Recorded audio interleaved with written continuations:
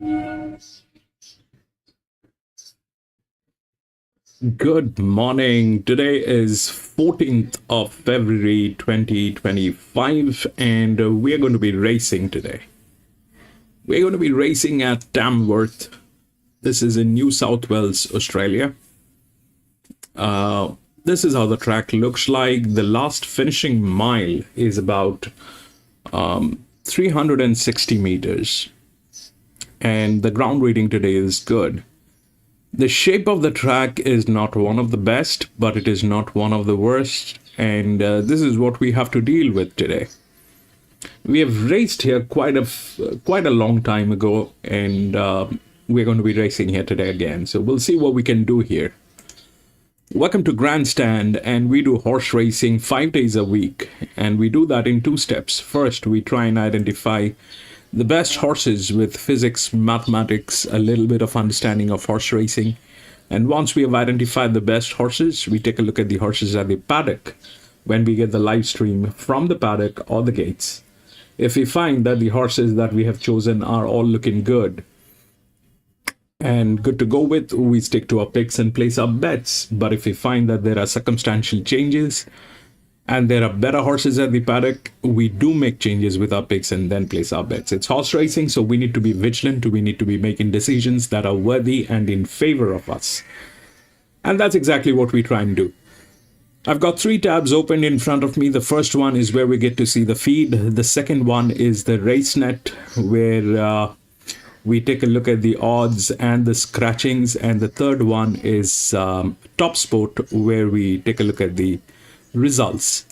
So that's what we have. So without any further ado, we'll get on with the first race today, which is here at Tamworth, and see if there are scratchings. There are 4 scratchings: 1, 4, 9, 10.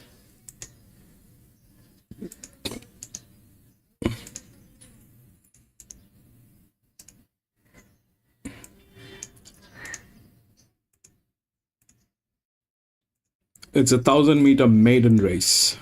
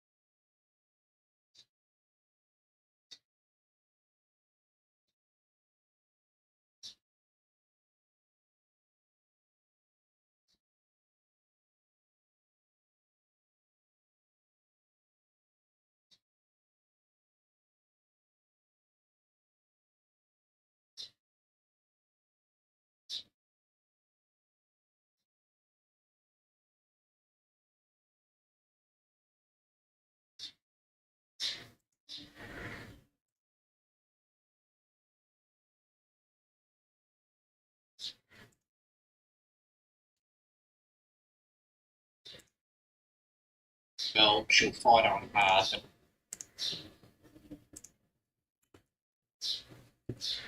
Alice, welcome back, Alice. William, thank you for tuning in. Hobby, thank you for being there. Tuna, welcome back, my friend.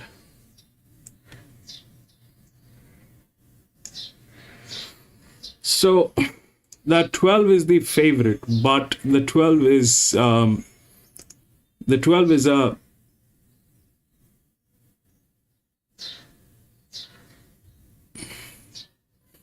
12 is a maiden.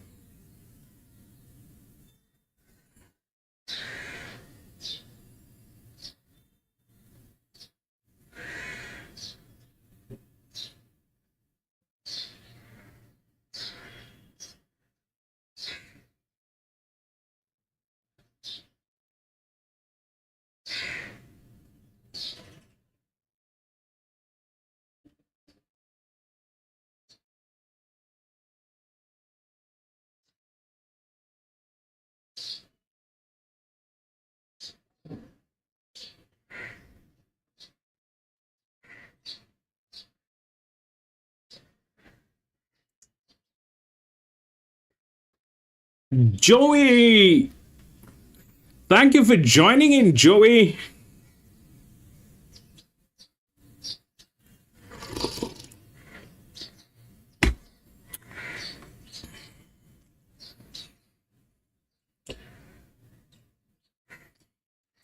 That 11 is there. I don't know, this 3 is in one of the best hands, but it's an 8-year-old gilding. I've got a huge dev on drift on this 13, which is a 3-year-old gilding.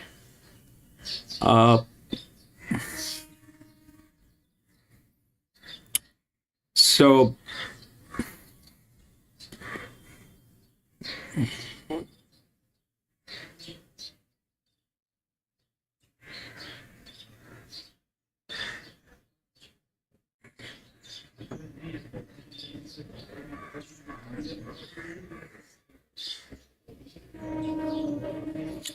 there are two maidens that needs to be taken. I mean, there are two maidens that are in serious situations. There's the 6 and the 7. The 7 is definitely with advantage because it is tailing the gates of the 12. But if we look at what they are up to, it's a dysfunctional team. That's about 83% on the drifting side. They've been making losses. There's something not right with that team. So that 7 is dicey. I don't know.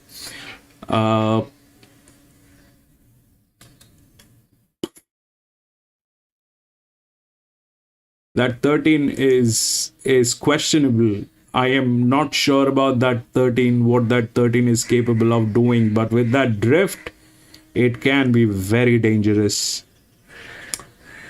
It's not only the drift, it also has the highest dev, which basically means that in each of the races, it has got 3 races, all right? It has got 3 races. That 3 races, that 13 has been, it has, maybe it never won a race or got into a place or anything like that. But that dev means that it basically is in a position to destroy if it gets the right opening. It failed in last 3 races, that's true, but with that dev, that puts that 13 into a very dangerous kind of a situation. And that 2 and 13 are tailing gates. I stayed out of that 2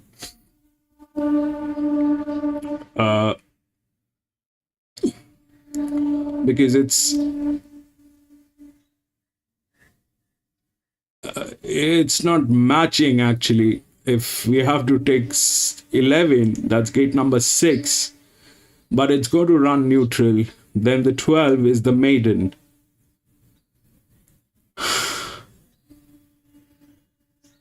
$594. So 6 as a 4-year-old gilding, 5 and 6, that's tailing. Better numbers than 2 for a maiden. But this is a very questionable thing. Because if that 13 gets in, if that 13 gets in, the 2 gets in. Simple. Then it'll be a little outrageous.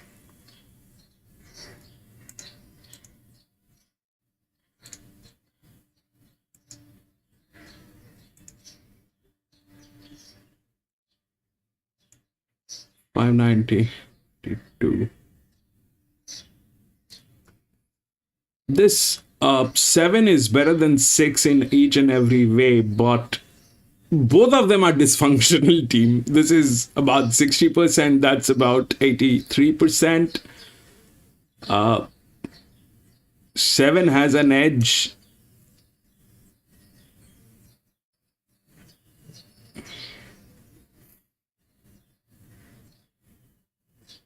But that's all that might happen. The question is 2 and 11. The question is, moved into my first apartment, been super busy. Congratulations, Joey. Congratulations. That's brilliant. I hope you had a nice housewarming party. Brilliant, Joey. Congratulations. Be God with you every time.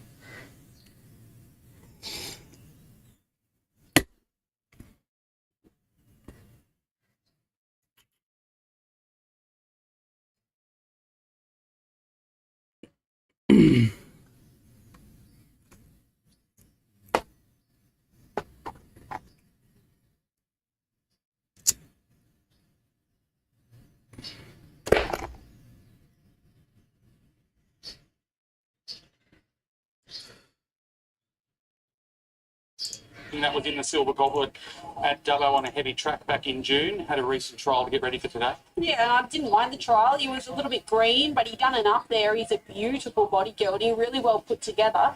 He's warm in the yard, which a number of them are, but he's certainly not going over the top. I wouldn't be surprised to see him run a big race here. 9, 10, 11 all out. How's this short price favourite subsidised? The filly by Capitalist. She's trained by Brett Kavanagh. She was a trial winner at Scone back in September. Hasn't had a recent trial to get ready for today, though. No, but as you'd expect, very much up to the mark. She's done plenty of work, this girl. You wouldn't get her any more forward in the mounting yard without the run under her belt. She's on the side of the pony just as we're going out. She's getting up on the trial a little, but prior to now, she'd been walking around lovely and relaxed. I think if she does what she done in the trial back in September, she should be too good for them now. And the last one is another pod to be written by Mick Hegney. John, welcome back, John. EW on 3.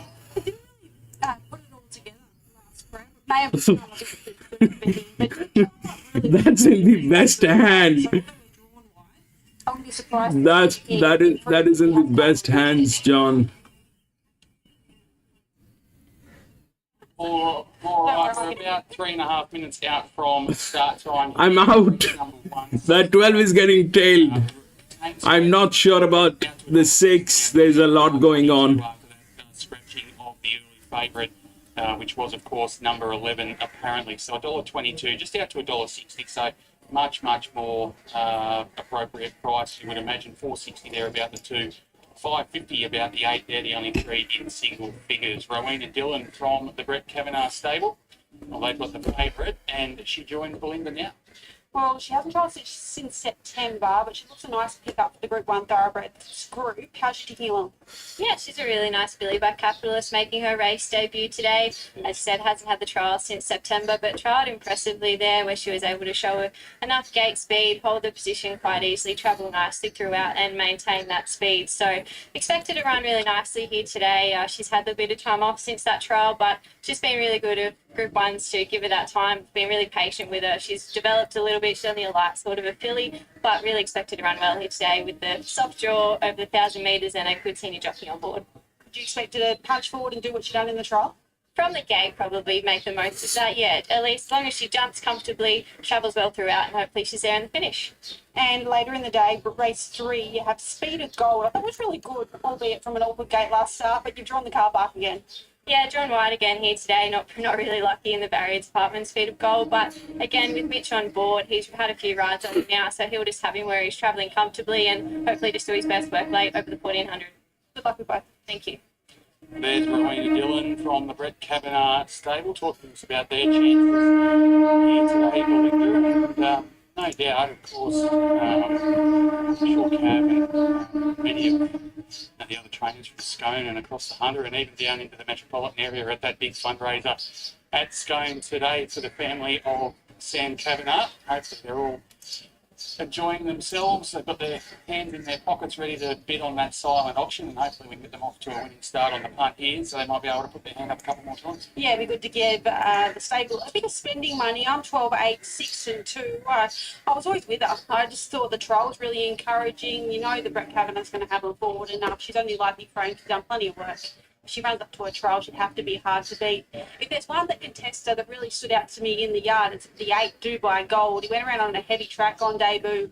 I was happy enough not to read too far into that. I thought the trial was good enough. He's a bit soft through the middle, so we'll take improvement. The 6 Stainless Steel Still doing a lot wrong, but nice enough type, and it was an encouraging improvement last start. And Sonny, welcome back, plenty Sonny. of chances, but looks to find a suitable race today. 12, 8, 6 and 2. 12, 3, 6 and 8 for me. I went subsidised as well. I thought the trial there at Scone back in September of last year was good enough to be getting away with this, particularly with the favourite coming out. I've put the 3 in for second, Kentucky Grey. I think he can run an improved race. The 6, Stainless Steel in for third, and 2 by Gold in there for fourth. I can see them loading over there. They're almost all in. So for the first time today, we'll head up to Dan Missing for his call. Okay, so they're over behind the starting gates. We're welcoming Lewis on Sky Racing 1, Sadie's Howard on the National Racing Service, and also Ben and Belinda on Sky Thoroughbred Central for 8 races on Valentine's Day this afternoon from Tamworth. That important leg scratching here in the first was apparently came out at 11:11. So another pod, the last one to be tucked away for the first. Red light is activated. Starter Alan Wicks about to climb his ladder for the first this afternoon. And lets them go immediately, and away they go at Tamworth. So Jukebox Edition was cleanly away. Also driving forward is Subsidised along the inside. Dubai Gold in between those runners, and followed by Stainless Steel. Just in behind those runners goes Raw Gold, and followed by Kentucky Grey to the outside of the track. Then followed by Territory Magic in a gap of 4 lengths at the rear is another pod. Leaving the 600 metres astern, and Subsidised the favourite roll to the top, and leads away by a length and a half. Dubai Gold in the second spot, Territory Magic third the inside, Stainless Steel fourth the other. Then followed by Jukebox Edition working to the race nicely. Raw Gold is next. Then came Kentucky Grey, and further afield then to another pod. Around the bend at the 200 metres mark. Coming up quickly is Dubai Gold to join Subsidised. Chiming in out deep on the track is Raw Gold, but Dubai Gold quickly roll to the top. Dubai Gold, here comes Raw Gold, but Dubai Gold wins. Dubai Gold from Raw Gold. Third home Subsidised ahead of the Jukebox Edition. Then 8. followed by Kentucky Grey, Territory Magic. Ahead then of Stainless Steel, and another pod was last throughout. All right, Dubai Gold, first up today for Mark Milton, gets onto a dry track after that run on the heavy in the Silver Goblet, and puts the maiden away in good style, pays $6.30 and $1.30 under Jake Tracy Holmes. The 5 Raw Gold runs into second, pays $4.70. Jukebox Edition they've got up there for third. I think the 12 will finish third. That's Subsidised just ahead of the 2. So it should be 8, 5, 12 and 2. Mark Milton making a comeback to the training ranks since moving over to Scone, and he joins Belinda now. Well, that was positive signs first up. He's a bit of bodybuilding, but good to see him improve up on top of the ground today. Yeah, he has, I think, on top of the ground. Thank you, John. He's still 8, 5, 12 and 2. And he's still got a lot of race sense. He over-raced a bit early. Once he gets all that under control, and I think he will because he's basically a quiet horse, he'll probably have to get over a bit further. Obviously very new still as well. Yeah, very new in all ways. You've been the beneficiary 4, 10, of 11, Stephen Jones 13, Galbus. It's 14. nice to get fresh blood in the stable. Yeah, it's nice. Nice horse from him too. Though, really, he's always had the potential, I think, and it's just a dry track today and a little bit of maturity. Well done. Onwards and upwards from here. Thanks, Eves. There is Mark Milton, one of the happiest men you'll ever see on a race course, and that's even on a bad day. 8, 5, 12 and 2. The numbers here, a length and a half. By a length and a half, the margins. Belinda and I'll be back when horses are in the yard prior to the second event. We need to get Ballina. Welcome back to Ballina. Race 1 here. It's a maiden run over the 15.90. Favourite on tab is the 2 Gavin. And we'll start with the top weight here, Gamey. Nosy Tomazawa rides Stephen Bennett. He's only had the 2 runs back, this little guy. John, and he's just starting to trim up well. Not little guy, big, heavy set horse, but he's just starting to trim up a little bit. Yeah, he does, and I think he's going to run a good race, this horse. So he draws a nice gate and he steps up to the 15.90, which is ideal for him, I think, off his last run at Grafton. It looked like he needed more ground. He'll run well today. You got 2 Gavin here. Jai Williams rides for Jordan Lee, 3 runs back. He should have nearly got the money at Grafton the other day. He's got him really fit now. He's perfect, that Yeah, horse. his coat looks good. He's in good order. He's going to have to do a little bit of work from the gate, but not a lot of speed in this race. If he gets across and leads easy, he'll be hard to beat. It's a big man that's improved. LeBar at the 3 Shea Wilkes rides for Stephen Lee. She said 2 runs back. That is the best I've seen that little mare in the mounting yard. Yeah, coat looks good. She's parading well. Steps up to the 15.90, which is much needed. She hit the line okay at Grafton, 1400 last start. She'll run okay. 4 Magic Sound. Jack Spry rides for Frank Tachuri. Look, he parades good, but he's yet to do a lot in what 15 starts. I'd bypass him. Yeah, first time 15.90 today, needs to improve for me. Have a look at this horse. We've talked about him the apps. Have a good time in the fight. Courtney Bellamy rides Greg Howes. Greg has only had him for the one run, and he was only fair at Grafton. Be a lovely horse. He'll win a race with him, and hopefully he does improve a little bit today. Yeah, I couldn't have him on his recent runs. He looks good. I'm not happy with him how he parades. He draws a good gate, but I'll be happy to watch him. High class roll of the 6, Jet Newman rides for Matty Dunn. He went first up. This probably suits him a little bit better, and he has trimmed up and cleaned up. To my liking, John, he's a little bit better in the yard today. Yes, he's putting up a little bit around the flanks, but there's no issue. Very warm here today. He's had the 2 trials, 1 run back. I thought it was a bit disappointing first up, but he can only improve off that. No, Barcelona Babes, the 7. Danny Peachley rides for Owen Glue. She's ticking away okay. She's had 3 runs back. She's not an over big body mare. She's probably one of those mares you'd like to even see in even next preparation strengthen up. Yeah, she's not big, sorry, and I think stepping up to 15.90 today is okay for her. It's just whether she's strong enough at, like you said, this preparation. This is nice and warm to Silver Gold, the 8. Bella Youngry rides for Jennifer Smith. She's only had the 3 starts, but she's very, very warm in the yard, John. Yeah, she's hot. I can't have read my numbers. I'll be happy to watch her. 9 Lagoon, Ben Looker rides Peter Sinclair, lovely fit mare, parade's really good, got a terrific skin about her, and that's a typical Peter Sinclair mare in the yard. Yeah, she hit the line nicely last start of all of us. She had to change course there about the 200 metre mark. Drawn a bit awkward today. Benny's got to know, choose whether he goes forward or back on all based on speed coming out of the gates, but she'll run very well. It's the big mare that's trimmed up now, Al Sparky, the 10. Noriak of the Suda rides Owen Blue, 2 solid runs back, 13, 14, straight to 15.50 today. Better in the coat and better condition wise. Rates really well, 3rd up today. Looking for this 15.90. Not a lot of speed in this race. If Norrie just puts his horse not far off him, she'll be hard to beat. Fit mare, the 11 Saxatoon Berry, the Luke Rolls rides Fleur Blanche, placed at Lismore 3 runs ago, placed again, came to Wet to Grafton the other day, but just super fit little mare, and she's probably finding it a little bit hard to win a race. Yeah, she's getting a little bit hot. She's had the 24 starts, no wins, 7 minors placings. She looks good. She could put herself up near the speed and run well. Man 12, the Princess, Johnny Drysdale rides for Samantha McGarren. Just that fit little mare that's just probably needs to improve form-wise, but not over big, but very, very fit. Yeah, they've ripped the blinkers off her today. They're just probably trying to find a way to improve her a little bit. I'll be happy to watch her as well. Let's look at him in the yard. 210, 9 and 6. I'm just with Gavin, the 2. He's had 3 runs back for the new stable. 1200, 1590, 1550. You can make a case that he probably should have nearly got the money at Grafton the other day, but that'd be one of the best I've seen him in the yard. He's just that big, heavy horse that's just started to really trim up. Love the look of our Sparky, the 10. She falls into the same category. She's had a couple of solid runs back and screaming now for the 1590. 9 Lagoon was terrific. Just had a beautiful skin about her. She's from the Peter Sinclair yard.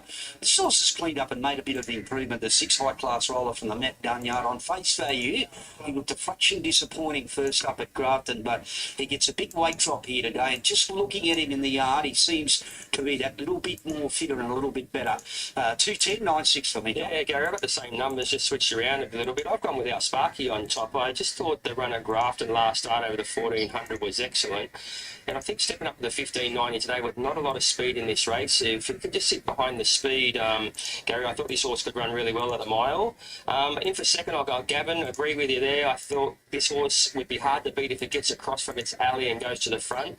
Jai Williams goes on today, an aggressive rider. He'll put this horse up on the speed, and if he gets a soft lead in front, going to be very, very hard to run down.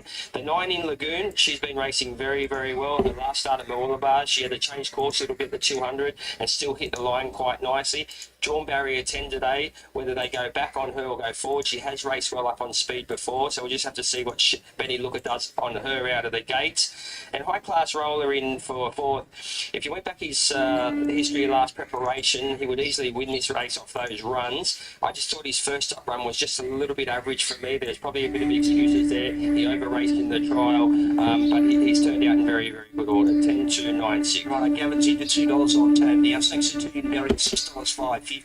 Our Sparky $7.50 ins at $6.50, and high class roller $2.50 at the 7. No money there, and Labana kept safe at the $8.50, but very good money coming for 2 Gavin. He was $3.20 this morning, $2.25, $2.20. You're looking $2 tab with him right now. Yeah, let's hear from trainer Jordan Lee. He trains our favourite in Gavin. Right, he's had 3 runs back. All his runs have been good, and it probably never went quite right for him last start, Jordan. No, never went right. You know, poor horse, he can't draw a gate. He's drawn 12 again today, but drew 12 last start and the start before, but it just didn't go to plan. He just sort of got squeezed out at 200, but I thought he did really well to pick himself up and run on like he did. What do we do today with the gate, mate? Well, we're gonna have to go forward. Ballina is a long straight from the mile to the 1,000 before the first big turn, so he'll roll forward, and I think Matthew Dunn's with the lightweight will roll forward too, and if we can just sit outside, it'll be ideal. I don't really want him left in front. He's a bit of a thinker, so if he's sitting outside the lead, it'll be perfect. Has he just taken a while to really trim up too? Yeah, he has. You'll see him in the yard today. He's pretty spot on in that aspect. But he looks really well. His work's been good at home, and if we drew a gate, I would have been a little bit more confident. But like the horse as well. So. Right, well, he's a solid $2 favourite now over Saxatoon Berry, like he said, $6 into $5.50. Our Sparky $7.50 into $6.50. I know John's keen on our Sparky. Let's find out a little bit more about our Sparky with her jockey in Noriyuka Masuda. Nori, you rated her the other day at Grafton. You could say that she was sort of a little bit unlucky there. Yeah, travelled strong horse to the top of straight, then just couldn't get clear run, probably to the 150. Then she was lagging in front 200 metres after winning post, So it was very unlucky. She steps up to the 1590. It's probably an ideal distance for her today, third up. I did a few track work for all, and then I got up a few times, but I did this her action and the nice breeze, I thought Owen the other day she can be a nice player in the future. Nori, you look at this race, not a lot of speed in it. Will you try and have her a little bit closer? Last start Grafton, Owen wanted to be quiet, try to come up and can finish off really strong, Step up in distance, a bit softer door, maybe a little bit closer, but I want finish off her. Race 7, you're right, Dazzling Robert. He's coming back to the 1400 day. What do you think of him? Same, he tried really strong, but just couldn't get the trip, He tried a few times over the trip before, but just couldn't get there. A few starts ago, he had 1250, finished really strong, but distance, it will help. Good luck. Thank you. This has been a good move, Gavin. He's into $1.95 now. $3.22, $22, $1.95. Thank you very much. Saxatoon Berry stays at that $5.50 mark. Just heard from Noriyuka Masuda with our Sparky in the $6.50 tab. High class roller was $2.50 this morning, John. We're looking at $2.80 tab at the moment. $8 about him. So really, it's not the wobbles. He's had one run back. He didn't show up first up. But to my liking, he was a little bit better in the yard. So Eddie gone. She's been kept safe. Labana, she played it really good, didn't she? Yeah, she did. Her run at Grafton last start was excellent too, and it was a sign that she wanted the 1590 or the mile. So she could easily run a nice race today. But with our favourite Gavin, look, he's had the 2 runs that have been very good over Ballina at the 1550 and Grafton the 1550.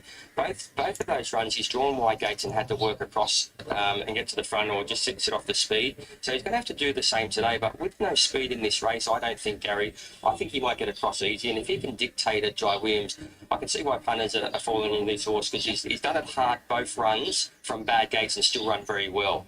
So if he gets a soft lead in front, he'll be very hard to run down. Don't forget Sunday too. It's the first one of the Evergreen Turf Championships. It's run at Port Macquarie. There'll be Greg Radley, myself and Priscilla look at there. And then we'll move on to Lismore the Saturday after that. So the first one's this Sunday.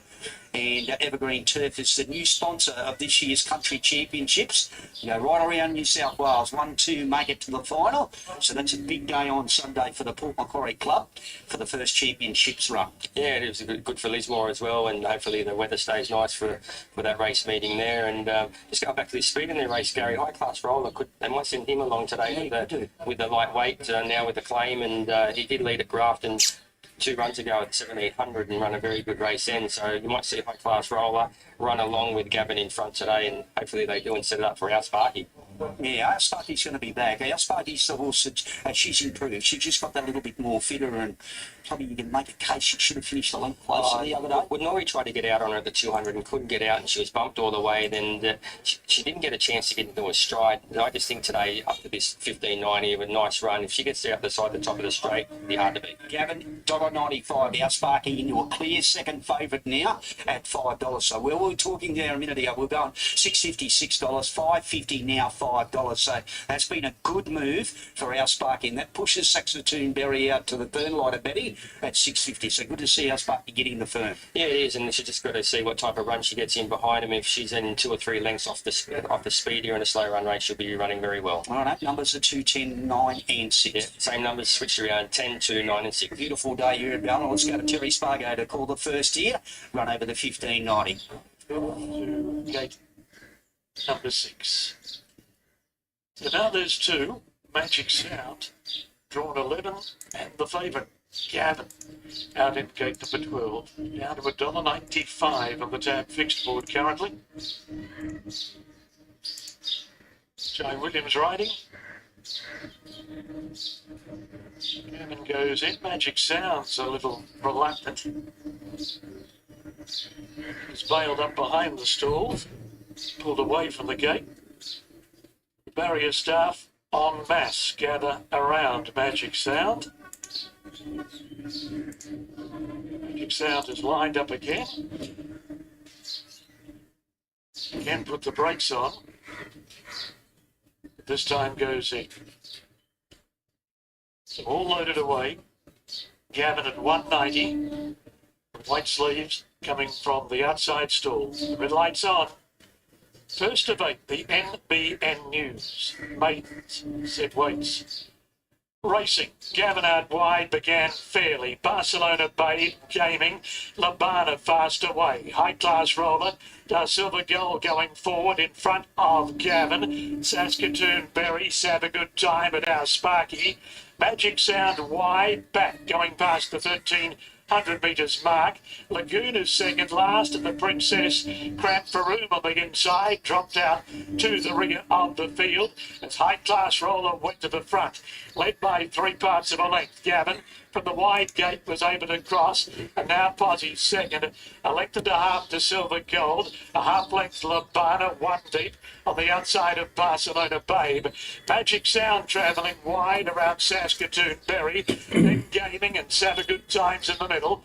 2 lengths away, our Sparky on the outside of the Princess, and Lagoon whipped them in as they travel the side. High Class Roller only a neck to Gavin, a length away to Silver Gold, plotting a wide course going past the 600 metres mark. Labana in the centre, Barcelona Babe on the rail, followed by Saskatoon Berry, Gaming, Lagoon, our Sparky, the Princess Magic Sound, Sound a Good Time has become detached. High Class Roller got away from Gavin at the top of the straight. 200 to run, High Class Roller bounded away. Labana's run to second. Gavin flies the white flag. High Class Roller in front. Labana trying, but High Class Roller and Jet Newman win by 3 parts of a length to Labana. 3 lengths away of Photo, our Sparky and Gavin, 3rd and 4th. Another long break, the Princess, Saskatoon Berry, Lagoon, Dar Silver Gold, Gaming, then Barcelona Babe. Okay, so 11 was scratched in the last one. Thank you. Sony, thank you so much. Beautifully rated. Didn't notice that. Jet Newman did something. Had her licence look like it might be a 4th ride in the race today, or maybe a 5th, but beautifully rated. It improved. I think that was scratched at the last moment because it not much between Gavin the 2 and also the 10. 2, 5, 12, 9. Not make one excuse for him whatsoever. John, looking to me, he had every chance, but he just doesn't really want to find the line. Yeah, he was a bit slow out, Gavin. He was off the bid for the 600, but I think the lightweight and this girl just setting this horse straight to the front today. He raced very well at Grafton last preparation when he led, and I think she took the right option to go forward today. Oh, dear, Matty. Well, he's in. Right, this is what I have, okay? Now, 2, 9, 12, and 5, they're well within the rails. That's how it should be, all right? 12, 2 is the favorite because the handicapping is strong. It's been here at this track, the distance, and it's good. 12 is in the best hand. 9 has the advantage. 5 is there. Now 5 also tails 12. 12 is not the favorite. If we look at the supporting gate, that would be either 8 or 10. We don't have a gate number 10, so that's 7. Okay. Now 7 had 5 races. It doesn't have the dev, doesn't have anything to move this race. Plus they are suffering. So 9 to 12 are pretty much there. The other one that could be in is gate number 5. It's 9-horse race. So 12 and 5, they're like the midfield. 12 and 1, they're the midfields. So 1 definitely is something that needs to be considered, especially with that thing that it has, and it is the second largest dev. Now, what are we looking at? It's a 1200 meter. 1200 meter is good. And it's a maiden. So this maiden 12 is expected to come in, but the advantage is definitely with 9. That 9 is in a very, very strong advantage. The 2 is going to be running neutral. We have seen, but this is a 1200 meter, right? It's a 1200 meter. It's not a 1600 meter. So 2 probably with that handicapping, it's good. It's a 4-year-old gilding. It's fabulous, but that also is a thing that needs to be that needs to be considered, is how that advantage is. It's a huge advantage. If you look at that advantage, and that it's huge, all right. And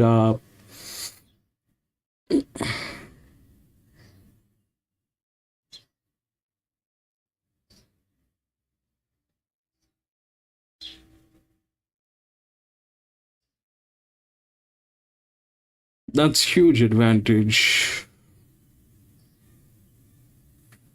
The question is if the jockey can deliver this. The 9 is in a superb position. The 2 is the favorite. 2 has reasons to be favorite. It has got the best numbers. All that is fair. It's okay. I understand all that. But having said that, this rail advantage is huge on that 9. We'll take a look at the 9 and see what's going on.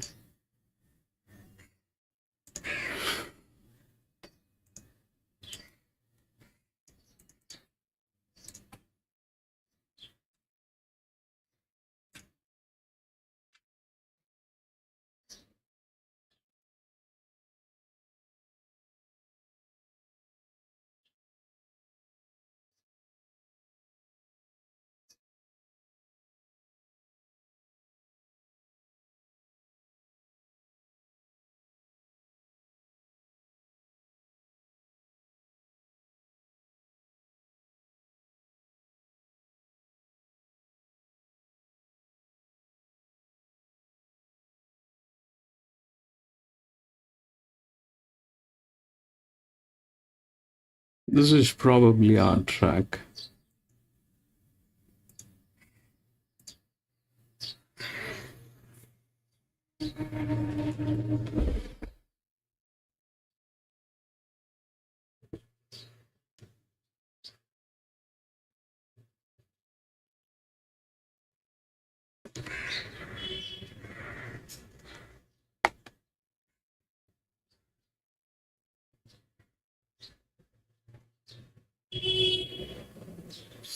they're talking about that 5, okay? 5 is a check. 5 is there, but 5 is not in a winning position. It's kind of probably a place. It's not in a winning position. The winning positions are 2,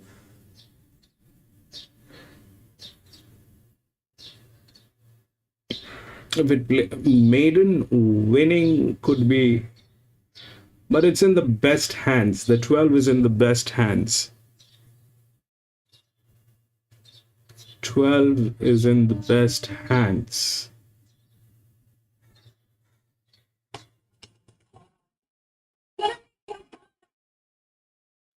12 is in the best hands. 9 has the advantage.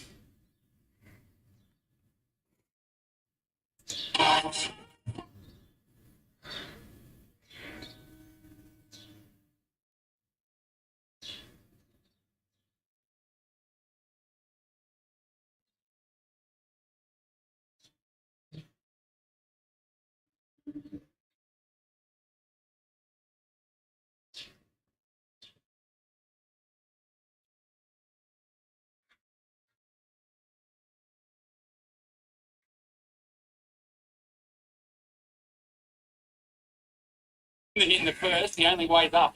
Yes. Yes. There's 7 more chances to find a winner, Ben. Exactly Happy right. Well, hopefully we can start here in race number 2, which is a super maiden, of course, 50,000 in prize money up for grabs. It's over the journey of 1,200 metres. Let's take a look at them. They're coming in slowly but surely. But we do have the top weight in, and that's Mr. Chips. He's a 4-year-old debutant, trained by Troy O'Neill here at Tamworth. He's got casino bricks. He's had a couple of trials to get ready for the debut run. How does he look to you, right? Yeah, he's a big heavy set guy, isn't he? There's plenty of him. Probably in the trials and physically, he gave the impression he may want a bit further and will take a bit of improvement from the run. But nice type. The 2 is your favourite. That's Rathoran. He's got all the ability. He just does want to do a few things wrong in his races. I thought his first run here was absolutely enormous when finishing second narrowly behind Anna Rita. Got an awkward draw today, but he had the tendency to miss the jump anyways. I'm thinking the barrier, while it's negative, probably isn't as much of an issue as it might normally be. Yeah, for other runners, he always just steps slow, you know, to expect that from him. We saw it first up, but he was huge regardless. He always gives you the impression that he probably wants a little bit further, but then they step him up in trip and he isn't as brilliant. So he probably just needs him to roll along here. If he gets a good solid clip up front, I can see him winning. He looks terrific.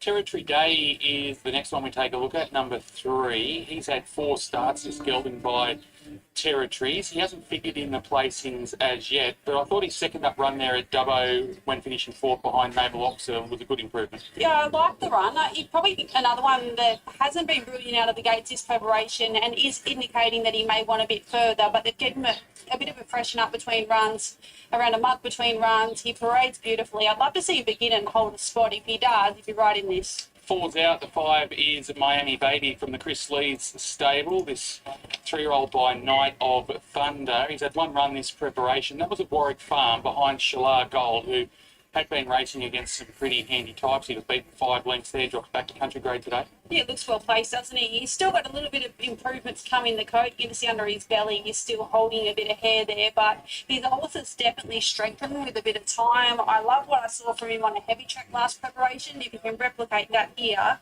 he's going to take a lot of beating.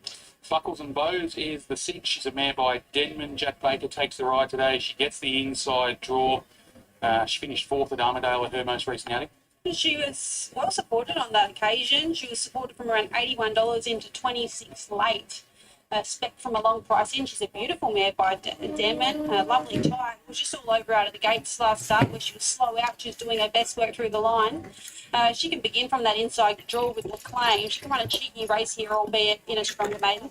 Stephen Gleeson prepares the 7. That's Diablo Dancer. She's a mare by Hellbent. She's only had 1 run for the stable. That was at Musselbrook on the 3rd of February. Have looked back through a Victorian form. She did finish 4th at the Chuka back in September of last year and wasn't beaten all that far over 1,300. Yeah, I just never got to the race first up, so we step up in trip to a more suitable distance. She can improve.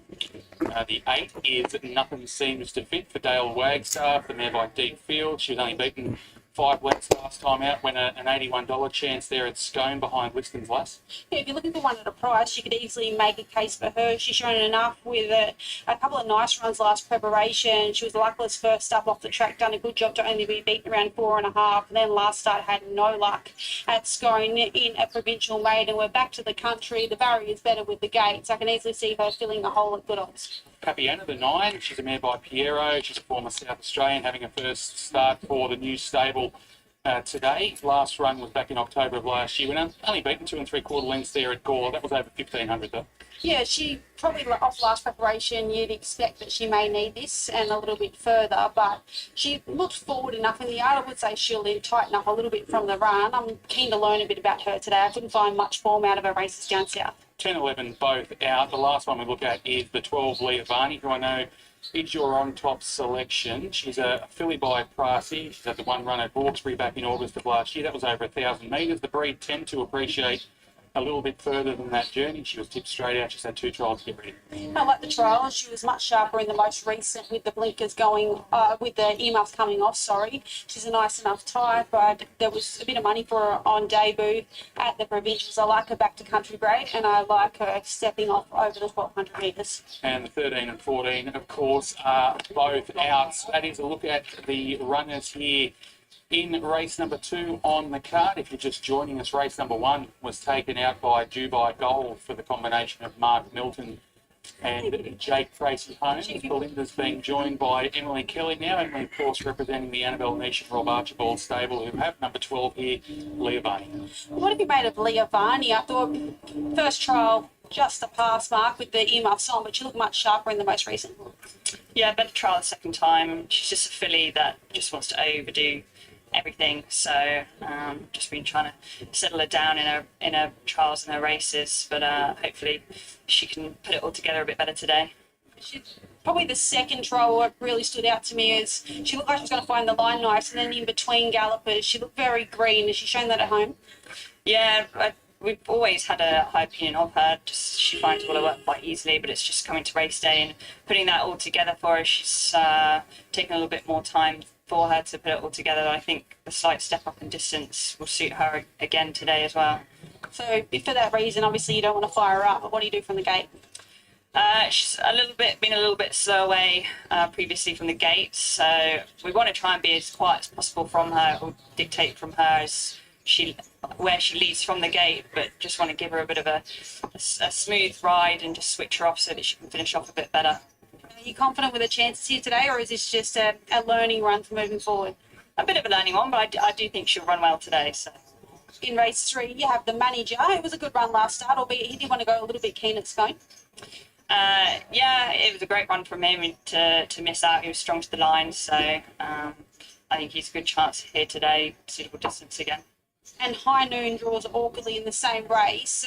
First up, she was on speed, and then last start, you rode her quiet. What do you do today? I think we're going to be a bit more midfield today, come out and be fairly neutral from the gates, and hopefully she can slot in. And she was super last start at Bathurst. She really fought to the line, so hoping she can do the same again today.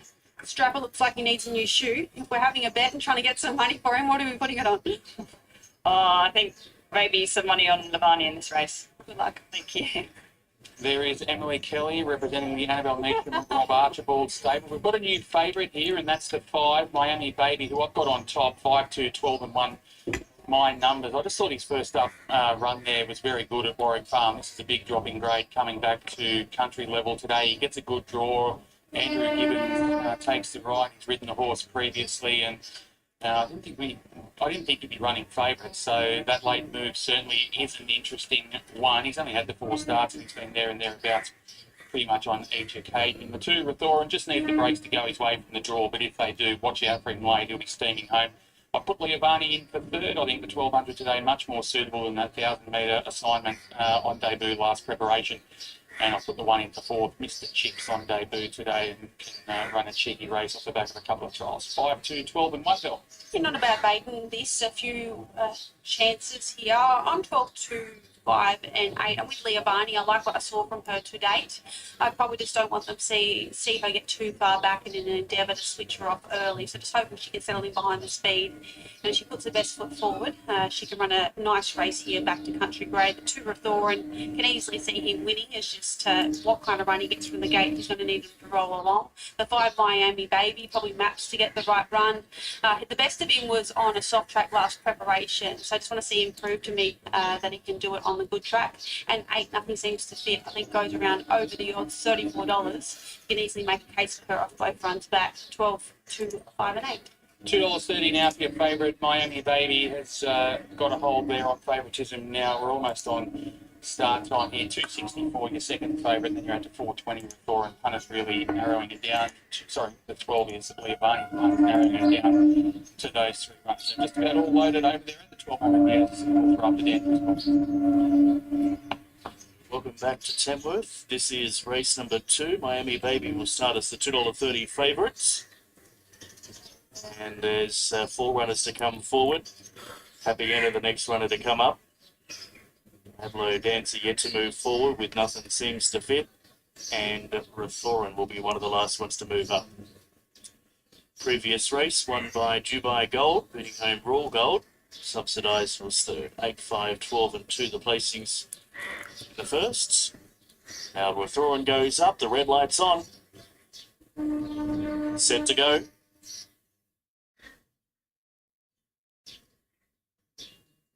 Stand by, Tamworth. And then climbs in with 1 towards the inside. The movement towards the inside as well. They're off now. And missing the start was Buckles and Bowes by about a length and a half. We're throwing also at the back in the early stages. Miami Baby left well. Mr. Chips is quickly joining it on the outside. Territory Day poised in behind the speed in 3rd spot. Leah Varney in 4th. Out deep on the track, Pipiana, and followed by Buckles and Bowes on its inside. Nothing Seems to Fit getting 3/4 of the way down, with Thorin is next to last, and Diablo Dancer is last of the 9. After the round towards the 650 metres, and Mr. Chips rolls to the front. Leads by about a half a length now from Territory Day underneath it in 2nd spot. Miami Baby shuffled back to 3rd spot, and Rathoran to the outside heading forward. Joining it in there is Pipiana, and followed further afield to Leah Varney. Next came Diablo Dancer and Buckles and Bowes, but around the bend at the 300 metres, there's 3 across the track. Territory Day's getting a passage up along the inside to join Mr. Chips. Rathoran's not too far away, and coming home quickly is Papiana to the outside. Rathoran leads the way by about a length from Pipiana to the outside. Rathoran in front, they drive. Rathoran will win from Pipiana. 2 and 9. Third over the line was Leah Bunny. Then followed by Territory Day with Miami. 2, 9, 12. Nothing Seems to Fit, Diablo Dancer, and Buckles and Bowes. 2, 9, 12. Should have gone with the Queen. All right, Rathoran, number 2 is your winner. Pays $2.70, $1.20, overcomes that gate and gets a deserved win on the board. Beats Papiana, who was good first up there today for the new stable. Leah Barney in 12th, and I fancy the 3 Territory Day finishes in 4th. 2, 9, 12, and He should have pressed the button I'm at... sure that's a very relieved J. Cole. It does. He let out a big sigh of relief, and I was wondering if he was sending you grey yet. But nice ride from Mitch. He put him in the race early, and I think that made all the difference. 2, 9, 12. Definitely, and, you know, drawing wide with this horse 3. is probably to his advantage, not to his kryptonite, really. You know, 2, his 9, style 12 doesn't and look 3. wrong, but Mitch has had a feel of him now. He's not a horse you can chop and change jockeys on. Mitch done nothing wrong with him last start. Horse done everything wrong, got himself beat again, and you know, thank God it worked out today, because I can breathe a big sigh of relief with this horse. Yeah, I've spoken to you previously, and you have a healthy opinion of him. It's just the case of when the penny drops. He's probably the slowest maturing horse I've put a saddle on. He's got plenty of ability. Today, I still don't think we saw the best of him. He didn't let go like I know he can. But, So what happened in here? Look, I just want to say a special thank you to my little cousin Holly Hull. She does all the work on this horse, and she's found the key. All was That's very good, nice. but Well done. Thank you. There he is, Jake Hull, the winning trainer, and Rathoran breaks through today at start number That handicapping 9. just took it now, First took it win out. on the board, no better time to do it than in a super The moto. 2, 9, handicapping 12 just and took it 3. out. The numbers advantage here, did race not number work 2 on at that Tamworth. We'll take a break now on 9. Sky Thoroughbred Central. I mean, it We'll did back with work, turn but number 30. it did work, but this guy should have pressed the button at the. It's a 360. It's a 360 straight, and the jockey just didn't know. The jockey just didn't know what to do. If he had pressed the button at the 600-meter marker, this would have been a different story. But anyway, we kind of got through that. Anyway, we'll take a look at the next one. I lost it. I had a win bet. If I had put in a queen on the 9 and 2, that would have paid. Or the 9 as a EW, like John does. But 2, 7, 10.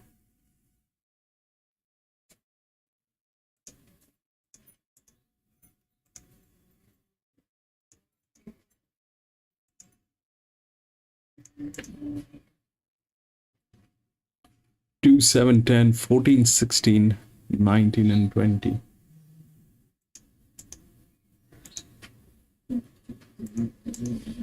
Still.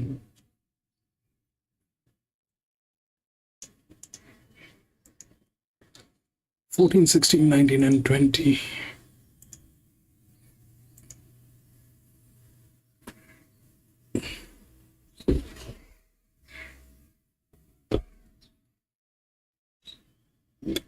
This is also a maiden 1400 meters.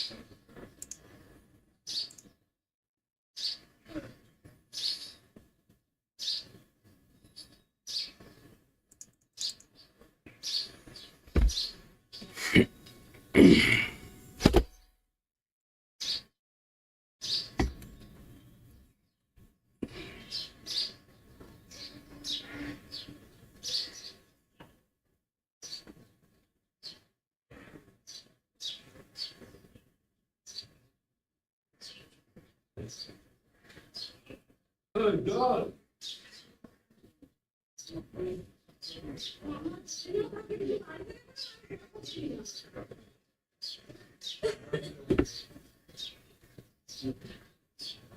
Desiree Doll to move in and complete the line. We run 1,050 metres and we run for Great Northern. Fine soft 5, the rail out 2.5 metres, the entire circumference of the course. So our Eagle Rock to come up. Our Eagle Rock just digging the toes in a little bit. Nikki Elzard aboard for Celeste Green. Our Eagle Rock goes in. Babushka Doll, who went to the gates with the aid of the pony, and Desiree Doll. They'll be the last two to load.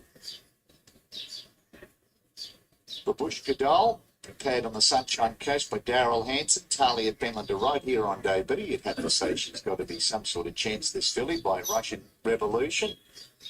For Daryl to make the long trek up with her. A couple of these have been standing there for a while, particularly Powered Chicken, Old Gold, the favourite, Cracker Can, Our Eagle Rock. Now, Babushka Doll goes up, and Desiree Doll, she'll move it and complete the line. Clinton Taylor, 3 runners here, 3 Old Gold, 7 Desiree Doll, 8 Powered Chick. Saddles up the short price to Leck and Old Gold. Desiree Doll goes in, and now we're set. Red light on. First of 8. Starter has the button in hand. Cleared from the back. Racing. Old Goldie jumped away with them. Cracker Can showing speed, but he's putting on a butt-jumping exhibition, Old Gold. If you're on the favourite, your money's confetti. They go to the half mile. Cracker Can the leader, 3/4 of a length in front. Sitting up second on the outsiders, Our Eagle Rock. 3 lengths away, then came Bush Goodall on the outside and Power Jig. Back second last is Desiree Dolan, starting to tack on at the end. It's Old Gold. It'd have to be Burma to win from there. 5.50 to go. It's Cracker Can the leader. He shows the way by a neck. Up on the outside. Coming quickly now is Our Eagle Rock. Desiree Doll about to make a line at 3. Old Gold, he's got to the crown of the track, but he's done plenty of work just to get there. Desiree Doll, Our Eagle Rock, Cracker Can trying to kick back the insider. Desiree Doll just in front. Our Eagle Rock regains the lead over Desiree Doll. Cracker Can is going to beat the lot of them though. Cracker Can fought back the inside of Our Eagle Rock. Photo. I think Cracker Can a nose over Our Eagle Rock, but look, don't hold me to it. Desiree Doll or Power Chicken, a photo for third. Desiree Doll. And punish it. Your bunny at the start when the favourite jumped out, went 50 metres and put on a buck jumping exhibition. Old Gold.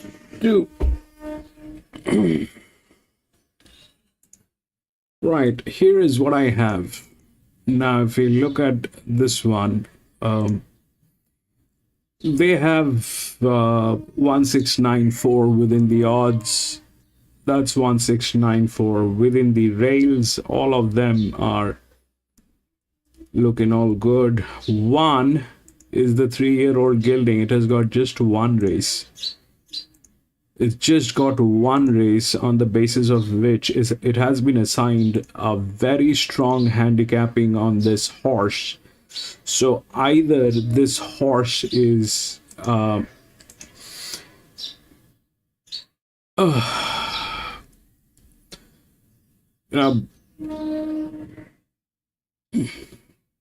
like this horse to win, honestly, but here is the problem. The problem is it's all based on just one race.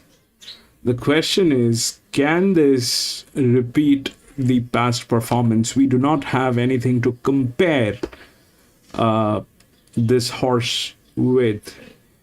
Plus, it also is not the one with the advantage. The advantage is with 6. The advantage is with 6. Now, this becomes a little tricky. Why? Because that 9 is an outer drift. It's the largest outer drift which is there. Having said that, the 4 is the largest inner drift. Though it doesn't look like a match, but this thing is well calibrated. This horse, number 4, is very calibrated horse.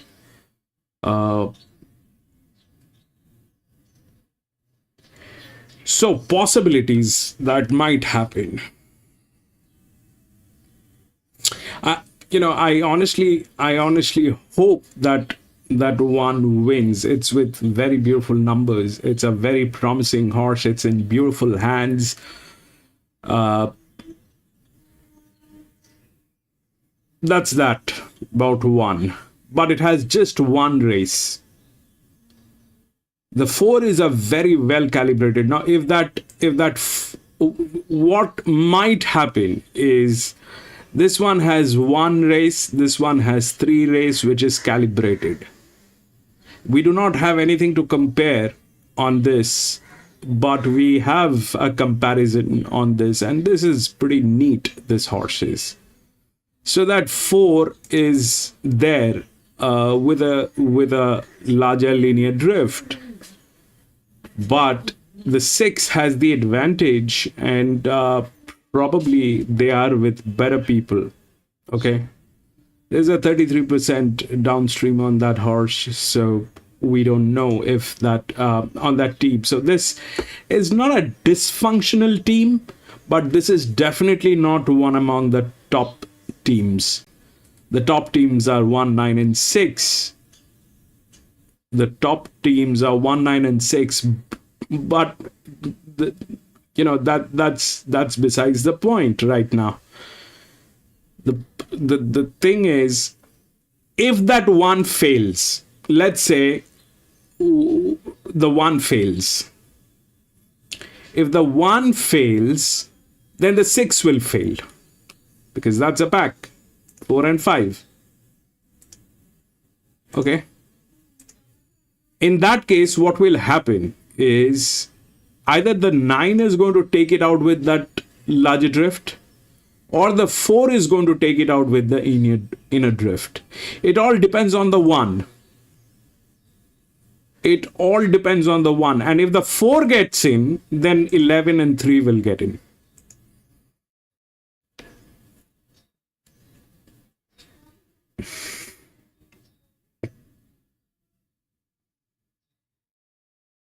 It's dicey because it is a maiden, and I seriously hope that 1 wins. And it's probably in one of the best hands that's there, but 3 is also in good hands. 6 is the second best hand. And if we look at that handicapping, it's a very strong handicapping for a 3-year-old gelding which has got just 1 race. It's like that.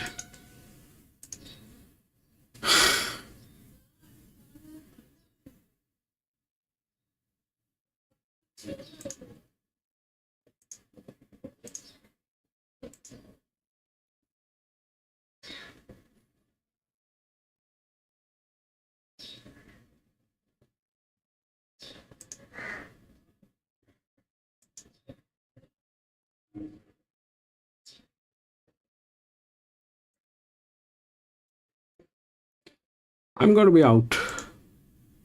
I just lost the last one. I just lost the last one. I'll take a breather. I made a mistake. I should have played a queen on that 2 and 9. I had both of them. It was pretty much there, but I made a mistake. At times, the mind just plays with you. At times, the mind just plays with you. So, I'm going to take a breather on this. I seriously hope that the 1 wins. The 1 is the favorite, but it's a 3-year-old gelding, and if you look at what that horse has been assigned, it's not an easy job. It is not an easy job. The 3 is the 1 which is the maiden, the best maiden.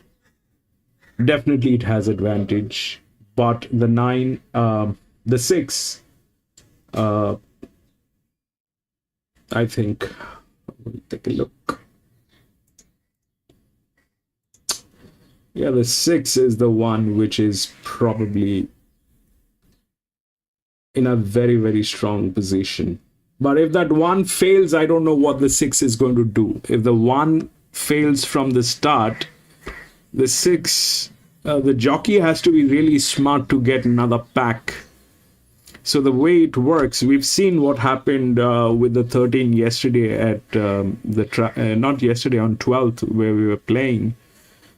So one was a neutral horse, the other one was with the advantage. The 13, it basically won. And if you look at the race replay, the jockey was smart on 13. What he did is he just made sure that he was not packing up with the 8 or the other one which was there as favorite. So it just did not pack with that. It packed up with the lead on the gate. So that was a strong move. That was a very smart move from that jockey. But that depends on the jockey. That depends on the jockey. Generally,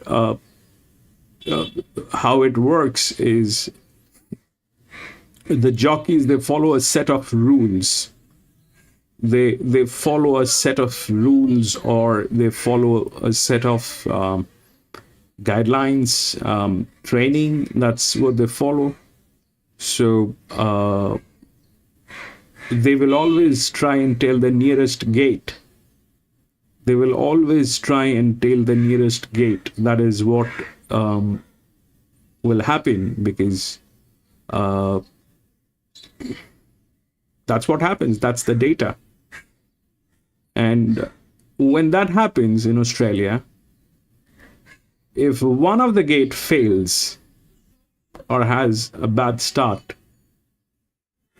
then the other one, the jockey, really need to make a very quick decision of leaving that pack and joining a lead pack. If he doesn't do that,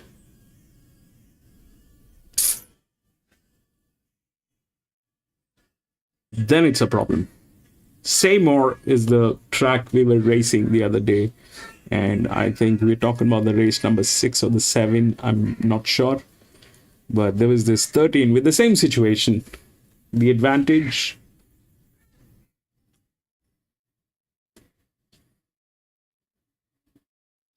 Their drive along the inside. Halle B also up in the leading horses. The manager out deep on the track, and Gigaton to the extreme outside punches forward. So after the first 200 metres, it's Gigaton that leads away and gets away from them now. Leads by 3 lengths down the back. Halle B along the inside, Rope Walker out deep on the track, and also the manager. Then followed by Felian just in behind those runners. Speed of Gold to the outside. Sunset Drive gets about midfield now with Just Breathe. They were followed by High Noon. A length away next is Caskin on the inside of Dartbrook. Winding up from the back is Salinia, and 2 lengths at the rear is Real Housewives. 6:50 left to travel. Gigaton leads away.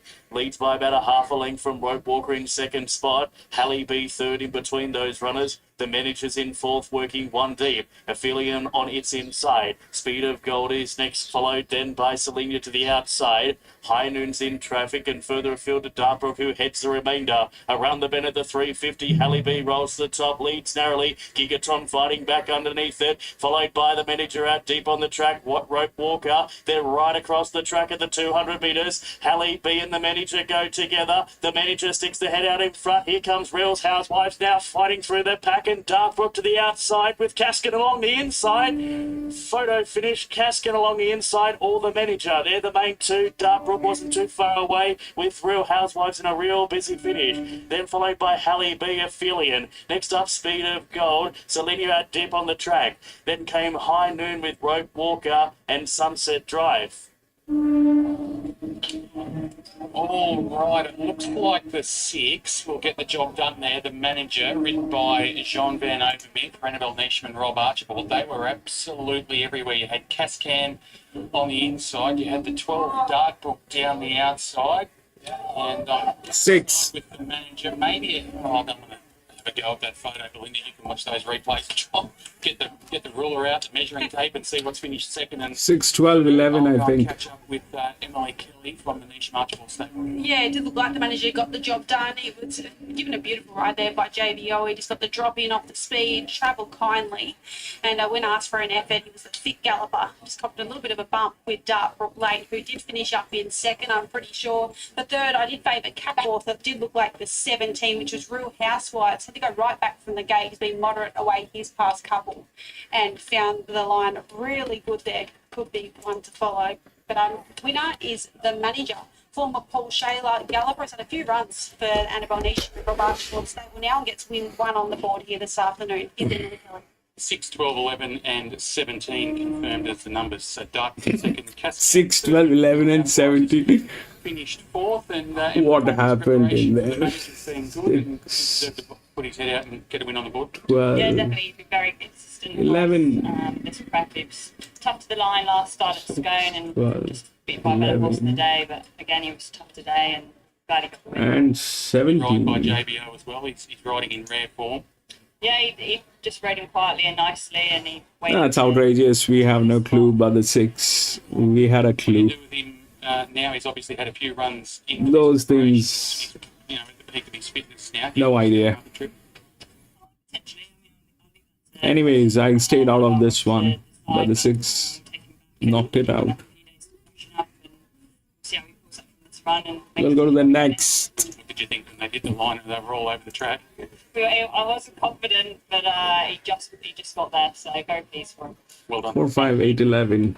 Well, he had a head on the line there, Belinda. That was the margin. Ahead was the margin in favour of the manager there. I'm just trying to have a look at the margin there for second and third because it was very close as well. They've run 124.48, and just when you want the margins to flash up on the board, they don't. Oh, there you go, ahead by a half neck.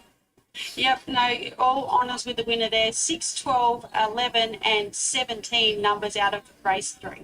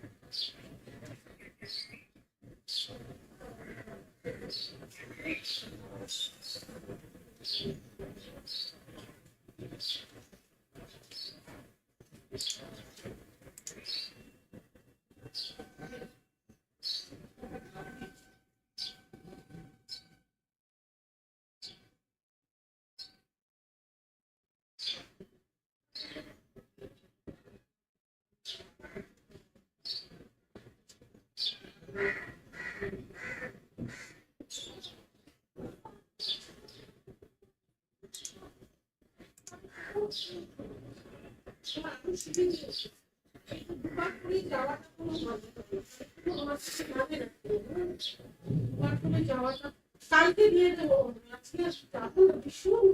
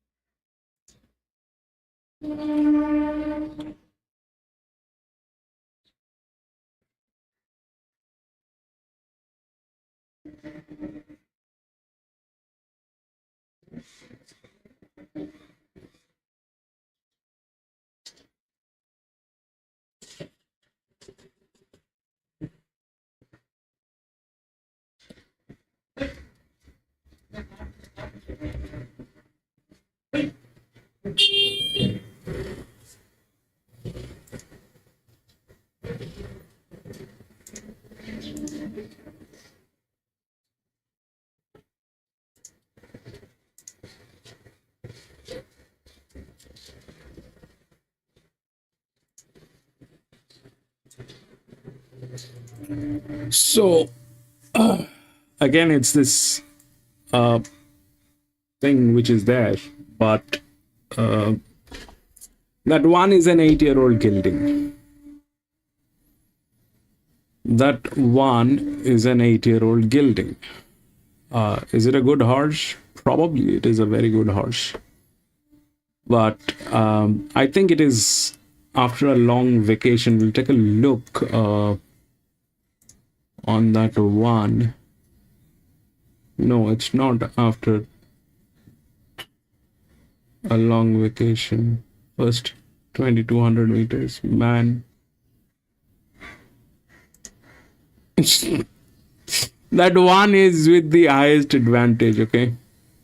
That one is with the highest advantage. It is a 8-year-old gelding, and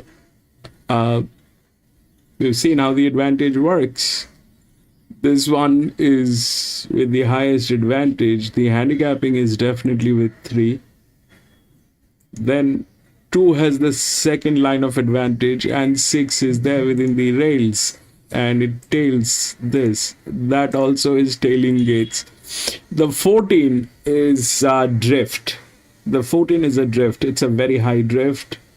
It's a 6-year-old gelding with the highest dev. I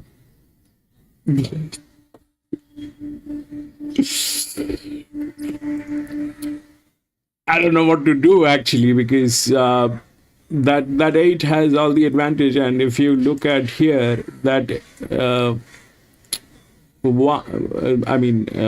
this one, which is 1 8-year-old gelding, if you look at that one, it says it came in first out of 8 runners on a 2200 meter grafting, right? You click on that. It was a benchmark 58. This one is a benchmark 58. The same distance, the same hardness of the race. The same hardness of the race. And this time it has been given added advantage. I'm going to be out. I am going to be out. So the 14 is there, but that one is the check. That one is with the advantage, right? 60 to 43, 6. And 3. That's huge. That is huge. 160 is huge on as an advantage here. It was 141 on that. This is 160. But the distance is 2200 meters, 2100 meter.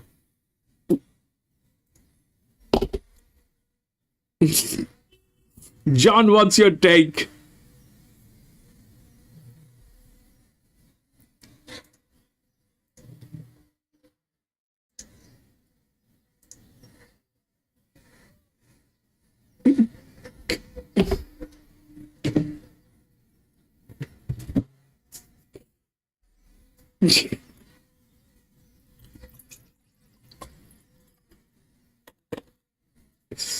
This is exactly due to which I think Shakespeare said to be or not to be. Louis, what? I'm gonna be out. I'm gonna be out. It was from the last race, it has been given better advantages on this race. It has been given better advantages from the last race.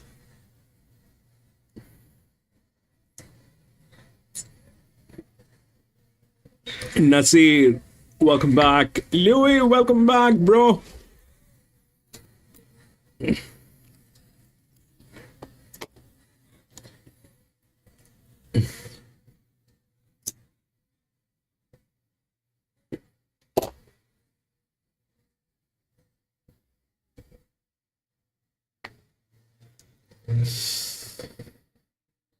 I don't like this a bit.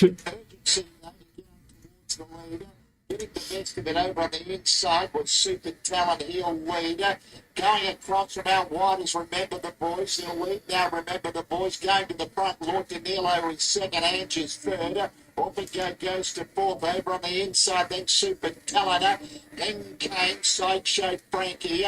3 wide in the run as they come down the side is Cultural Spirit. A long way back is Fly Trap, Latin Lava, Royal Gladiator, Jelly Appeline with them in. Top of the lane, 550 to go. Remember the Boys, the leader, just in front. Lord Danilo, the outside second. Ange is third. Sideshow Frankie trying to come through on the centre. Fly Trap's pulled out deep. Orphan Goes trying to run on, but it's Remember the Boys the leader. It shows the way by a length and a half. Trying hard, Fly Trap out wide. Coming up, the leader's back now, getting a run late. Super Talent, Fly Trap on the outside, hit the front over Remember the Boys. Through to third, then Super Talent, but it's Fly Trap in front and Fly Trap one. Big Remember the Boys, Super Talent third, Orphan Go fourth, Latin Love, Sideshow Frankie, Royal Gladiator, Ange the next one in, Princess Sophia, then Cultural Spirit, a long way back, Jolie Appeline, last one over the line, Lord Danilo. Well, over the top, the 12 Fly Trap for Tash Chambers. Well done to Tash. She doesn't get a lot of opportunities. She's got one trains in rides that I like in the last today, so hopefully it can be a double for her. Well done, Fly Trap for Chris Anson and Tash Chambers. Over the top, good strong win, and was building nicely this time in and gets the job done. One, Remember the Boys, you kicked.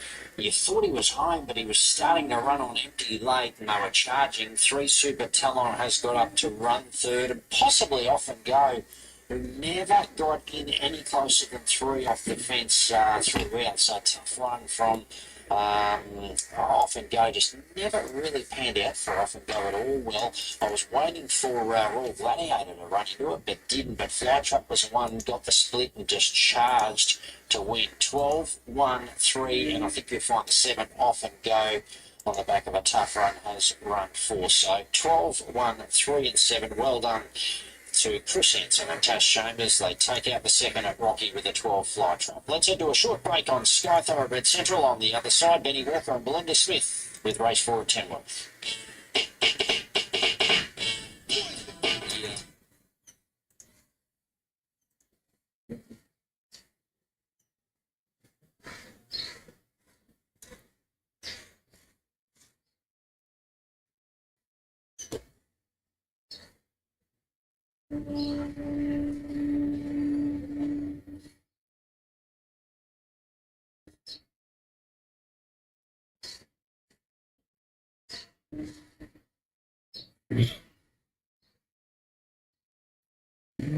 This one is filled with 7-year-old, 8-year-old, 9-year-old.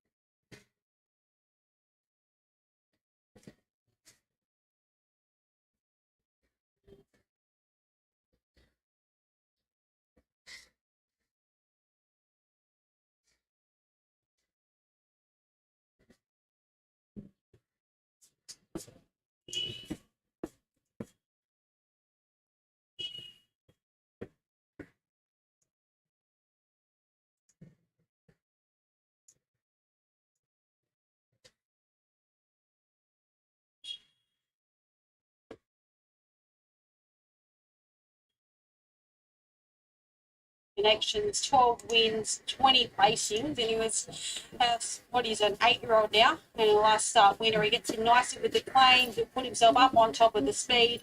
I suppose win record at the track's a slight query, but he's never far away. Well, if he finishes 4th or better, he'll go past $250,000 in prize money throughout his career. So he has been a grand old campaigner. The 2 is Hamoon Thunder for Rod Norton. He's a 5-year-old. He's only had 15 starts. He's had 3 runs this preparation. He hasn't managed to win a race yet, but he's improved each time, going 1,300, 1,500, 1,600 today up to the 21. Yeah, I like him up to the 21 today. I think that run last start at Scones really brung him along. He's tightened up nicely. He has to carry the big weight once again, but does appear the class force of the field. I think it's going to be hard to beat today. Number 3 is your current favourite, and that's Suit Gay for Sterling Osborne. Won here 3 starts back, then went to Gunnedah, finished 3rd. Last time he was beaten 5 by Nature. Yeah, a little disappointing last start, but we know he's better than that. He gets a strong rider on today. He's up where it hurts weight-wise with the 60.5. He'd be lucky to be 15 hands high, and he's about as wide as me. But if he carries the weight, he can definitely improve. 4 and 5 both out. The 6, Bill Pato, my old mate, the 7-year-old. He's won 75 starts. He's got an awkward draw today, but he has been in the places 4 times from his 9 goes this trip. He's holding his finishing beautifully. He's very healthy in the coat. You could have argued he deserved to finish closer last start behind the fields. He was held up on a couple of occasions back towards the inside fence. He's yet to tick the 2,000 metre box. He's yet to win over anything further than a mile, but I don't think this is the strongest race. I wouldn't be surprised to see him finishing in the placings. From my mate to yours, we go to Torawato, the 9-year-old. He's won 3 times here on his home track. He's won twice at this distance. Andrew Gibbons goes aboard today, and as soon as he walked into the yard, you spotted him. Yeah, he looks, I'm not going to say he looks fit. He looks fitter than he has been. His horse, it's really helped condition this preparation. I just think he gets his chance today to improve. He gets the right trip, the right surface. He's nice and healthy. He gets Gibbo back on, who knows him well. If he doesn't turn up today, he's off the team. 8 is out 9, so you can board for Sue Big. Finished 11 lengths behind Spills last time out. That was at Walker over the 1700. He yet to live up to what he's shown early in his career, but he looks terrific. He's up on the toe, covered in dapples. He'd only have to run up to his looks. 10th Beck Me, Kieran Hazelden trains. I thought his past couple of runs have been okay, finishing 4th at Gunnedah behind Up and Comer, and then last time out was only beaten a length there on the home track. Hassan, welcome back. Been all that far away. This race looks much harder at all and looks absolutely terrific. 11's out, the 12 ABR for Wayne Brown, whose stable's going really well at the moment, going 1440 to 2100. Yeah, well beaten last start, so let's hope the step up and trip helps. The next one we look at is the 13 My Gems. After 3 runs back this preparation, gets Jake Tracy home aboard. Yeah, I've made a case for her in the past, but I'm just starting to think she's a little bit of a bridesmaid. 58 goes for 1 win and 8 placings. Every so often, you think that maybe she's back on the right track, but she's probably a mirror I prefer when she gets a toe in the ground. And the 14 Master Fontana, he's only won 1 from 36, was beaten 8 lengths over the mile in his most recent outing in a benchmark 50. Yeah, another one that would need to improve. Maybe stepping back up and trip can help him somewhat, but beating 8.5 behind Suit Day 2 back would need to improve significantly here. All right, they're on their way to the stalls. I've got Rachel Northam joining us from the Rod Northam stable. The Moon Thunder. Had 3 months back this preparation, been stepping up gradually. I'll be out. Running well on each occasion. Do you have any concerns about the 2100 today? No, we've been sort of moving towards that with them. It's a lovely free-striding horse, so just wanted to have an opportunity now to try and get out over the ground. You looked like you wanted to get on with business last time out in that. I don't know what that one is going to do. Third. There looks to be a bit of tempo here, though, with Nature Boy and maybe Torawato going forward. Yeah, I think the instructions today were definitely to be positive out of the barriers and get them forward, but then settle. So, an interesting one. So they'll put it in Chelsea's capable hands, and we'll see how we go. You and I don't have to worry about that part of it. Race number 6 on the card today. I think it's race number 6. Maybe it's race number 7. Race number 7, you've got Fool's Doubt. No luck with the barriers. Yeah, that's a bit of a shocker. But again, trying to be positive, don't get left behind. Hopefully, classically 3 wide, no cover. Or cover, with cover, should I say. So we'll see how she goes. I mean, she's a lovely, big, strong mare. She'll be well able to get some good spot. And it's quite big fields. She's the kind of mare whose record probably doesn't indicate the amount of ability that she's got. She's just always had things go against her in races that have cost her. Yeah, like last start, I suppose, again, just caught. But, she's only at the very start of the prep, so we're really looking forward to her now to see what she can do. She's a beautiful horse. Fingers crossed. And in the last, Upwardly Mobile, I thought did a really good job there, winning first up, stays at the 1200 today. Yeah, that again, she's drawn a bit awkwardly, so I suppose we've had the same thing. She's a completely different sort of a filly, but she is very capable. And same thing, starting out with the prep. Just really exciting to see what she can do with this track. 3 good chances. Which one's the best? Oh, yeah, I couldn't possibly think of one. All right, we'll take the treble. We'll go on Monty. Thanks, Rachel. Sounds good. Yeah, Rachel Northam there with 3 really nice chances throughout the afternoon. Our favourite, Suit Day, $2.50. Punters seem to be of the impression that he can turn around his last start 5-length defeat behind Nature Boy today. Moon Thunder on the second line at $3.10. Bill Pato $4.80, and Nature Boy goes around overs at $10, and a bit of money for Torawato at $26 this morning into $15 now, and gets up to the right trip.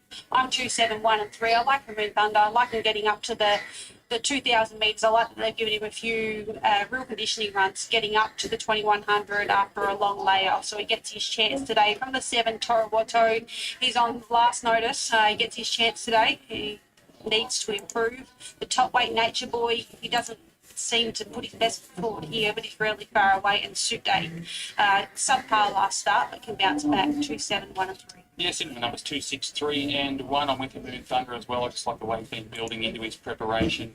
Hopefully he can just get that tag and not overdo things like he did last time. And he still ran well last time. He only beat 0.3 of a length in that race by Corpsman. Just needs to contain himself a little bit, but if he can do that, I think he'll be strong at the end of the race. I put the 6 in for second, Bill Pato. I know he doesn't win out of turn, but he has been in the places a few times at this trip. Suit Day, he'll get the journey as a winner here over this trip. 3 runs back, and Nature Boy goes in for 2, 6, 3 and 1 for me. Suit Boy is your $2.60 favourite. He's holding favouritism ahead of Moon Thunder is just out to 290, 480 Bill Pato, and then double figures for all the rest. $14. Huh? Soup boy, soup day. It's been a long day so far. 2, 6, 3 and 1 for me. Only a couple of runners left to load. I'm going to go and read the form guide so I get the names right going forward. Here's It's a hybrid.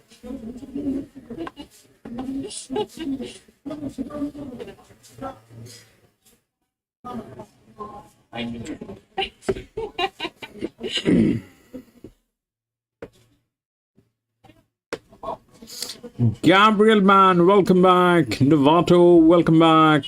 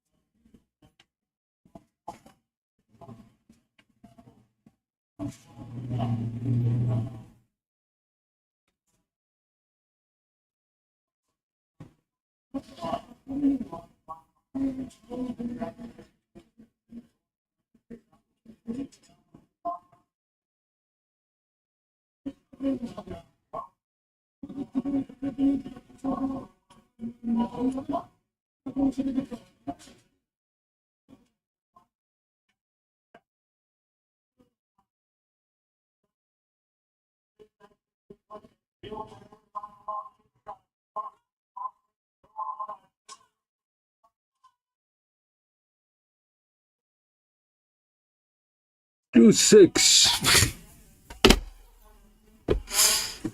2 and 6.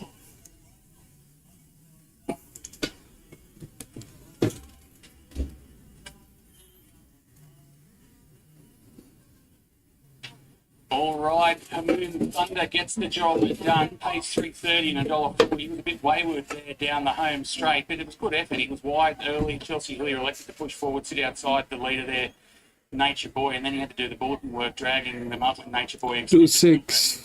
Bill Pato's running as usual on a straight. 3. Second, Suit Day third. And Torrance 2, 6, 3 and 7. Really nice ride there from Chelsea Hillier. I suppose outside the leader. When the speed slackened, when Nature Boy dropping out early, she was left to sitting duck for a long way. It was a little bit green, but really kicked on over the concluding stages to get a deserved win. That 7 was also a 9-year-old gilding. A long way off, a few runs back. Well presented here this afternoon. It was a deserved win from the 8 Nature Boy. He was from the 8 in Bill Pato. He was good, wasn't he? He presented to win. He had his chance. Just found our winner a little bit too strong. The 3 has done a good job. And for 4th, I did have the 7, which was Torrance. Just found himself too far back in the run. But well done, Rachel. He deserved that. Yeah, All right, we'll go to the next. 2, 6, 3. sold by the owner and by Rod as well. So we're very pleased. Our horse has had 16 starts. He's still new with things, isn't he? Yeah, he certainly seemed to be wanting to have a look at everything there. Not sure what that was about, but yeah, he got the job done. He had a long break between last preparation to this prep. What was the reason for that? Oh, just needed time to mature. I mean, and as obviously, because he's still not quite, mentally mature. But that was terrific. I mean, he stuck to his guns. Chelsea rode him a treat. She had been given instructions to be positive, and she was positive, and then it was like, whoa, but then she got herself into a sweet spot just past the bend, coming out straight, so it's all good.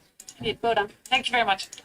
And there she is, Rachel Northern there, and good ride, as I mentioned, by Chelsea Hillier. She was caught wide, she made a decision, she went and sat outside the leader there, and then Nature Boy just wanted to take off, and she didn't panic, she just let him do his thing, and he cruised up. He was a bit wayward there in the home straight, but he got the job done. So all's well that ends well. I just like that she didn't get going too soon. It could have been inclined to, with the leader dropping off swiftly then and gone for the doctor close to home. But as you saw, he was quite new out in front, so she really only saved him for the effort over the concluding stages.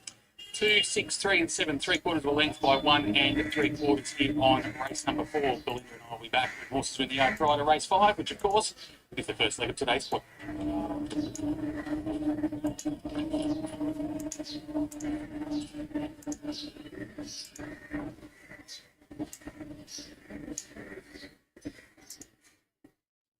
Yeah, all good. Sorry, we had a couple of trainers standing behind us watching the race who Belinda had to tell to be quiet. You're getting back and working home late. That's it.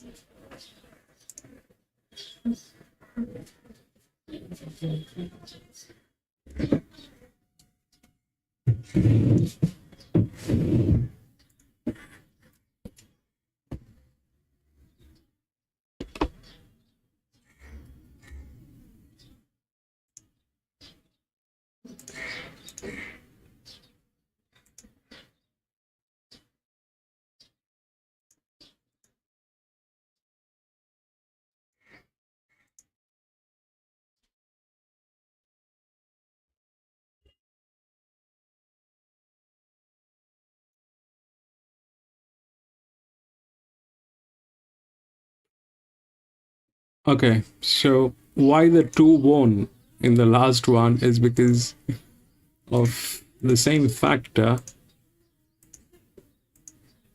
The one was the 8-year-old gilding, that's next in line was 2. So the advantage on that 2 did work. I was not sure what that 8 is going to do, so I stayed out of it. Here,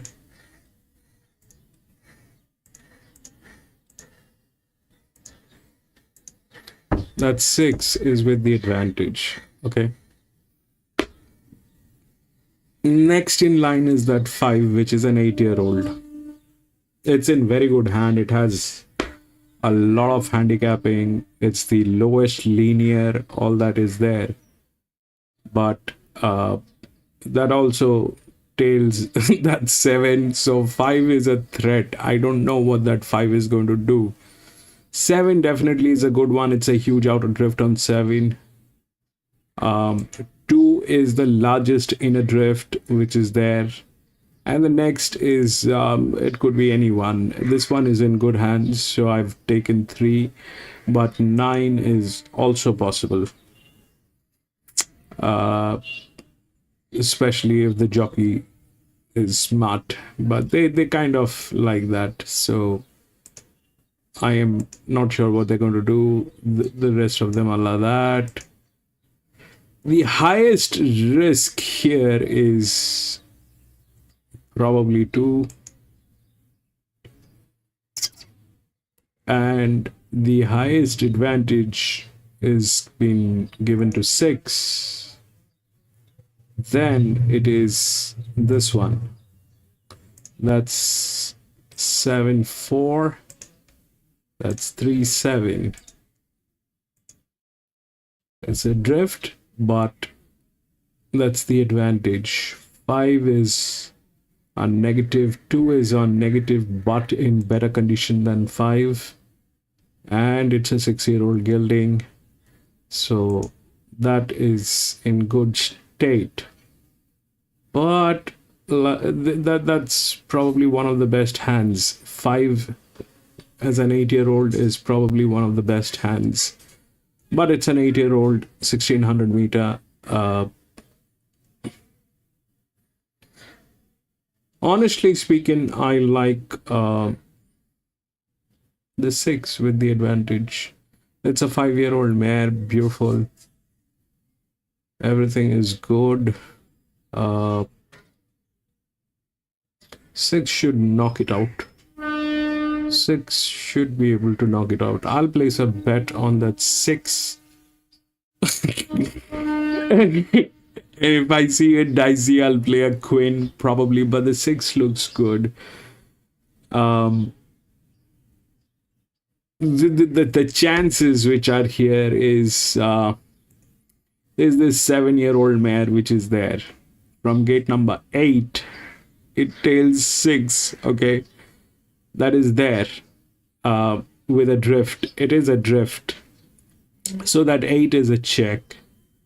It might get a place. I don't know, not sure, but it's a benchmark 74. So none of the horses are bad horse. I mean, there's no good horse, bad horse thing in horse racing. There's no good horse or bad horse. The horses are just differently able. Some of them have the capability of running faster. Some of them have the capability of reserving their energy. Some of them have advantage on the last 200 meters. So there's no good horse, bad horse thing. There's nothing, especially for a benchmark 74.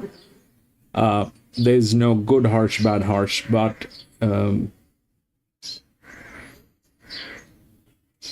we'll see how it looks at the paddock and probably then decide. But the 6 is looking good. I like this 6.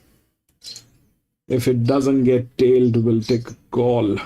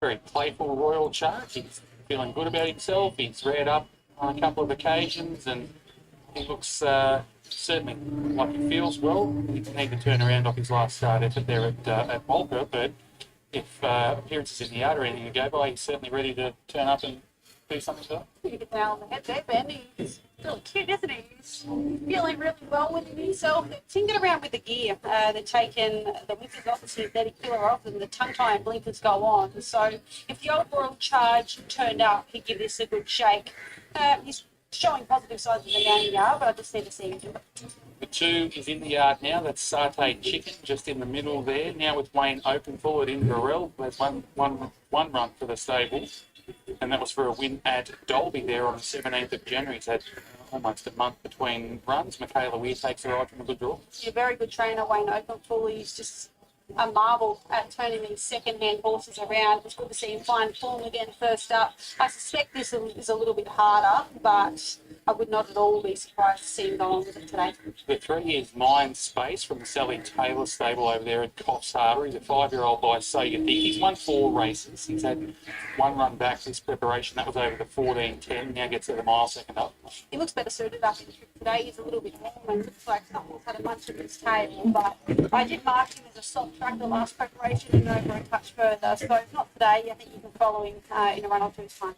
Number 4 is Ascot for Cam Crockett. Gets the inside gate, Donovan Dillon. For 3 runs this preparation, he hasn't beaten a runner home, but I thought last time out there was just a sign of something. He's been getting beaten big margins. I know last time he was beaten 8, but back up to the mile today, inside draw. You took note of him when he came into the yard. Yeah, he's always been a big body gelding, but he really took that to a new level this preparation. He's been very early. I think it's just taken him a few runs to come to hand. It's yet to really have the flashing light on him, but I like the tongue tie going on. And I'm surprised to see him turn it around. The 5 is Sophonie's Gaze. I believe he's the track record holder here over the 1,600 metre journey. He won one of his 3 wins here on the home track, and his form's been good. He was good over shorter distances on a couple of occasions. He had a month between runs, went to the mile, and then last time out at Warwick Farm, he wasn't beaten all that far again at the 1,600. Yeah, I like the way he found the line there. He's feeling well with himself. You can see him flicking his little toes. Probably never really noted before, but going back through his gear changes, he's obviously had foot problems the whole way along. The bar plates have been on and off, so they come off today. That's positive signs. I think he finds the right race down on the 57 kilos. The best stop in his gaze wins this by space. Yeah, I agree. The 6 is Influencia for Rebecca Dunn, Cody Nestor aboard. Wasn't beaten all that far at Rosehill last time out in the midway behind Shahisha, who of course goes to town tomorrow in a group race. Yeah, it was a strong form reference, doesn't it? I thought her run was good. She was wide throughout. She started on pretty game considering. She's a beautiful mare and she's one that really holds form when she finds it. Just don't know about the tongue tie coming off. Obviously it's not for no reason, but she didn't find form until it went on last prep. Influencia, that is that one. 7 is for Orson Fred for Scott Singleton. Mitch Stableford takes the ride. After Mitch's claim, he'll only carry the 54 kilos here. We know he's got ability. His record's probably indicative of how much ability he's got, but he's coming out of highways and last start at Newcastle, back to country grade today. No, if he put his best foot forward, I think he finds the right kind of race. I think he hit the nail on the head there, Ben. He's well placed.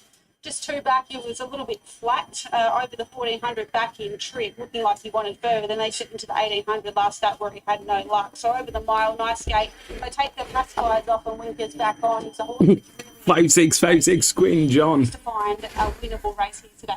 Kalahari Hunt's a man that's always had a good amount of ability. She's won 6 of her 33 starts. She hasn't won for a while though, so she obviously, did a good job in the early stages of her career, but she's the kind of mare that you could never rule out from running a cheeky race in this kind of event. I know last time out she was well beaten here over the 1,400 metres, but now up to the 1,600 metre deep water last time out in a benchmark at 50. This is obviously a lot tougher today. You can't fault the waves parades, but I think you're right. He finds a significantly harder assignment here this afternoon.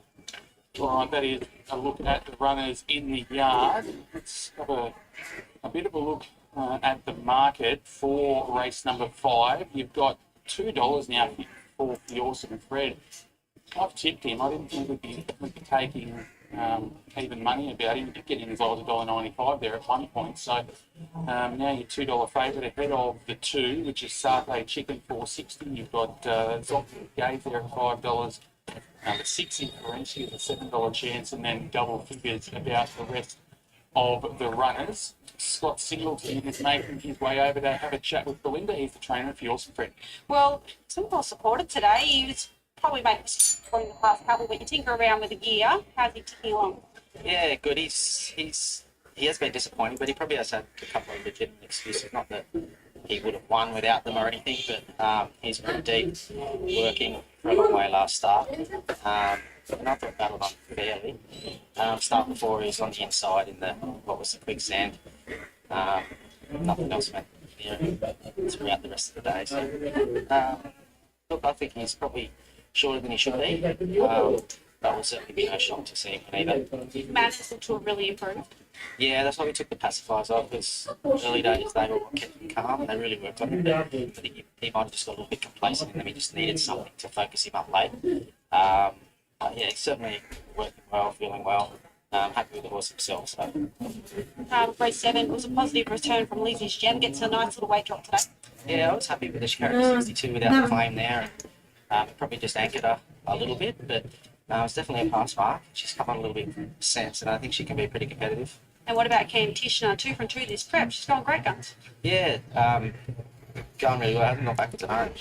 Looks fabulous. Seems to be thriving in the stable environment, so she gets here in just as good a shape. Probably a little bit stronger race, but she's got to be there somewhere, I'd say. Do you think she's improved with time, or do you think she's a better man now that she found herself on top of the ground this prep? Definitely spelled well and came into me better this time. Yeah, just matured a little bit. 5th place, benchmark 94, with 74. And she's come up really well. Not sure if the wet track's had anything to do with it or not. Are you marking her above the stablemate? Not really, no. There wouldn't be a lot between them. She's probably snuck up on us a little bit. Like, we never thought she'd probably be the horse that could win 3 on the bounce. So whether she can or not, we'll find out. But just based on work at home, there wouldn't be a lot between them. All the best of all 3. Thanks. There he is. Scotty Singleton does a great job with his horses, and he's got the favourite here for the Awesome Fred, $2.05. I've got him on top, 7, 5, 6 and 3 for me. I think if he turns up and he shows his absolute best, it'll be very, very hard to beat here, particularly with that claim from Mitch Staple. He gets in pretty well at the weights. Soften his gaze, has to be hard to beat in a race like this. He's racing well. He loves going around here on his home track. He gets a good draw. For 3rd to 6, in Ferencia, I think she can improve off that last start effort behind Shahisha in that midway, and I'll put the 3 in for 4th, which is Mind Space. 7, 5, 6 and 3 for me, Bel. Yeah, 5, 2, 6 and 7. I made Soften his gaze my best bet. I just think he's a good bet around that $5 quote. The 2, Satay Chicken, just wary of a Wayne Open full galloper. He's come back well. The 6 in Ferencia, nice man, and the 7 for the Awesome Fred. Goes around a little bit short now, but I'd be surprised to see him run a big race here. 5, 2, 6 and 7. All right, just about loaded over there at the mile. Start for his call of the first leg of the quaddy is there. So Ben and Belinda linked in now on Sky Thoroughbred Central, and there's one to come up, which is Mind Space. So this is race number 5. Good luck with your quaddy investments, and it's the Hideaway Cafe benchmark 74. Red lights are on. Starter appears down front and about to climb his rostrum. Set to run. Gates are back, they're off. Leaving rolls of things along the inside, landed a half length in front. Tycoon Lad pressing forward to be in 2nd spot. Satay Chicken 3rd the inside, followed by Off and Easy, being passed now by Inferencia to the outside. The Awesome Fred goes with it. A length away next is Royal Charge. It's on the inside of Mind Space. 2 lengths away, Kalahari Hard, and 3 at the rear of the field is Off and His Gaze. So they race through the 1100 metres, and S Thief leads away. It leads by 2 lengths. In 2nd is Tycoon Lad. A further 2 lengths away, 3rd is Inferencia. It's on the inside of Satay Chicken. Fearsome Fred, the favourite, getting about midfield now, off and easy behind it. Mindspace is next, followed by Royal Charge, Kalahari Hard, and Zoffany's Gaze is last of the 10. 700 metres left to travel. Off the back, Estley looking to do it all the way. Clear by about a length. Tycoon Lad pressing on to the second spot, followed by Inferencia in third, and followed by Fearsome Fred now winding up. Next came Satay Chicken, and at the head of the remainder is Mindspace. Coming to the corner, they're spread across now, starting to bunch up top with Fearsome Fred coming towards the lead. Inferencia is booting up underneath it, followed by Mindspace to the outside, and Satay Come Chicken is on, next baby. with Off and Easy. At the 200 metres mark, and the Run, baby. Fearsome Fred favourite got to a narrow lead. If you want to win, you have to run. There are got no free lunches, baby. Come on, run. Run, baby. Run, baby. 7 and 6. We got that. Queen, baby. Baby Satay Chicken from Mindspace. Kalahari Hard out deeps off in his gaze. Then followed by Royal Charge, S-Thief. 7 and 6. The drift on the 7 was huge. 7, 6, 2, and 3. Fearsome Fred gets the job done there. Nice ride from Mitch Stableford. It is cammed off what was a very, very 2 and 3. Got on his We had a super factor actually on this one. 7, 6, 2, and 3. 6 Inferentia's run really well. She could be the horse Come out on. of the race. Nice second up run from her. Started That's a benchmark 64, 74. Why we got that? In for fourth, that was Mindspace. He's only got to improve up in treatment with a bit sting out of the track, but he's another horse heading in the right direction for the preparation. But all honest with our winner, Fearsome Fred, well placed today, and back to his very best. Yeah, it was a good win. 7, 6, 2, and 3. They've run 136.17, 37.41 home, and you probably imagine off that fast tempo that they might plug down the home straight. Scott, that was good ride by Mitch. He just let the speed go. Got him. Lewis, congratulations. Yeah, which is people just let the race unfold. He got covered there behind him, French. Just really had to go and drive early. It's not really sort of Spencer horse. 6 will go to the next. He's not really going, but it's a work in progress. Huge scratching. 1, 3, 6, and 7. Sort of grow up and sort of, you know. He's by Fiorente, and we know he won. This a is Melbourne race Cup. number You know, he's a horse 6. that sort of got better as he got older. This bloke's obviously just taken a 1, bit of 3, time. 6, and He's always 7. had ability.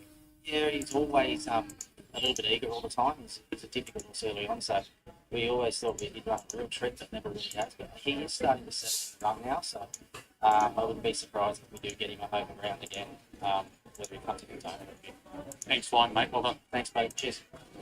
Yep, 7, 6, 2, and 3 numbers across the line for race 5. Well tipped by Ben Walker there. We're going to go to a short break, and on the other side, we'll go to Gary Cleese and John Powell at Ballina.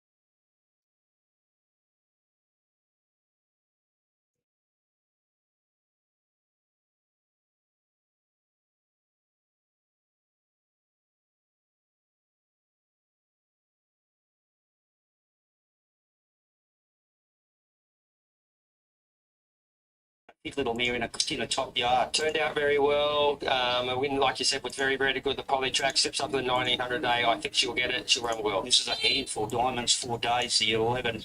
Shea Wilkes, Samantha McGarrett, boy, she's mugging it on down there. Well, now she's just stuck a toasty. Yeah, I can't see her there, Gary. There's horses there, so I think they're going to take her out on the track now, but her coat looks good. She needs to improve on her form. I reckon this has a chance. Super Sweet, the 12. Ricky Jamison, no weight on her back. Nice and fit. I know she's had a few chances to win one, but you wouldn't get that little mare any fitter. Yeah, she's still a maiden into a Class 1 maiden plate. I thought her run the Gold Coast poly track was very good. She'll run okay. And Cersino's just the 16 Jason Taylor, Vanessa McCon. Bottom line, he's fit, but he'll need to improve, John. He does. His last couple of runs have only just been fair. I'll be happy to watch him today. Yeah, there's a big fellow. I haven't seen him for a while. Brave Deal, the toppy going out. Sarai Chiefkin rides Jason Patton. He went first up at Dolby in a 14. He's probably better placed here. And he looked okay in the yard. Well, we just needs another one, mate. Well, he had a nice trial before his Derby run there, and he is a horse that performs best when he gets over the 1900, 2000, so expect him to run well. Okay, numbers are 654 and 12654. I'm Blackwood Beauty. I just like that. I like the improvement she's made from first up, so that'll do me. 5 the card, big solid horse. I know he hasn't won for some time, but he might be getting into some sort of form. Tennessee Whiskey he's just a beauty. Yeah, lovely horse. Like the raced horse from the Peter Rabel yard. And I'm going to leave this little man Super Sweet to 12. I know she's had a few chances to win one, but she's that very, very thick little mare. Yeah, I'm going. My numbers are 4, 7, 5, 10. I'm with Tennessee Whiskey, nice horse. He's only very lightly raced. I thought his run over the 1700 Ipswich was very good. Up to 1900, a good draw. I think he'll run very, very well. The last 2 runs have been very good. Just needs a little bit of luck from the gate. If she gets that, she'll improve getting up to the 1900. The 5 in the Khan, he beat Tennessee Whiskey home last up, but his win strike rate record's not that good. He does draw an awkward gate, so you'll need a good ride there from Jai Williams. And the 10 in Lipsmacker was a very, very strong win on the Gold Coast poly track. If she can back that up on the grass today, it should be very hard to beat. 4, 7, 5, 10. Right, the cards are favourite at $3.90 over Tennessee Whiskey. 5 weeks, 6 at $6. Lipsmacker. Spoke about her. Any money Blackwood Beauty. Yeah, it was tinkling. 12's in the 10s, back out for 12s, John. Yeah, let's hear from Alan Chow, his trainer of Blackwood Beauty. Happy bird first up run at Wollongong. Yeah, it was very good. You know, she got back to last and she made up a lot of ground late. The last 100 metres she got a crowd up too, didn't she? Yeah, Benny said, you know, in the last 100 to the last 50 to the post, you know, there was no clear runner, so he had to steady up on her. So, you know, it was a lot more merit than the 2.6 lengths margin. What do you do here today? How do you ride up? You know, obviously she actually, over this journey, she can show a little bit more gate speed, hopefully put herself, say, 5th, 6th, midfieldish. We don't want to see her too far back again to set herself a bit of a task. So hopefully my younger friends can able to utilise a good alley, have her as close as she can while she's travelling, and we'll let her do the rest. Exposition in the last. Only a synthetic horse or not? And unfortunately, we took him to Ipswich once, and the jockey lost her iron straight out of the gate. So the only time we tried him on the grass, we had no iron. So, you know, it's always, you know, deceiving when, you know, you got to take good polyform on the grass, you know, to make sure they actually handle it. But, mate, he's in good form, and he's in good condition, so we can only try. Rightio, the Calm's our favourite, the 5, $4.40, $4.20. Tennessee Whiskey was $4.40 up at 4.80, back into 4.60, 4.40. So just a little firm, and Kaiwi sits at the $6 mark. Let's find out a little bit more about our second favourite, Tennessee Whiskey, with his jockey in Danny Peasley.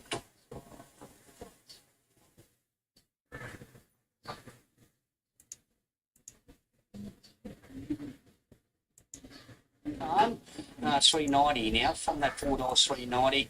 Tennessee Whiskey was $4.60, $4.20. Kaiwi, like I said, sits at around that $6. Smart Bid.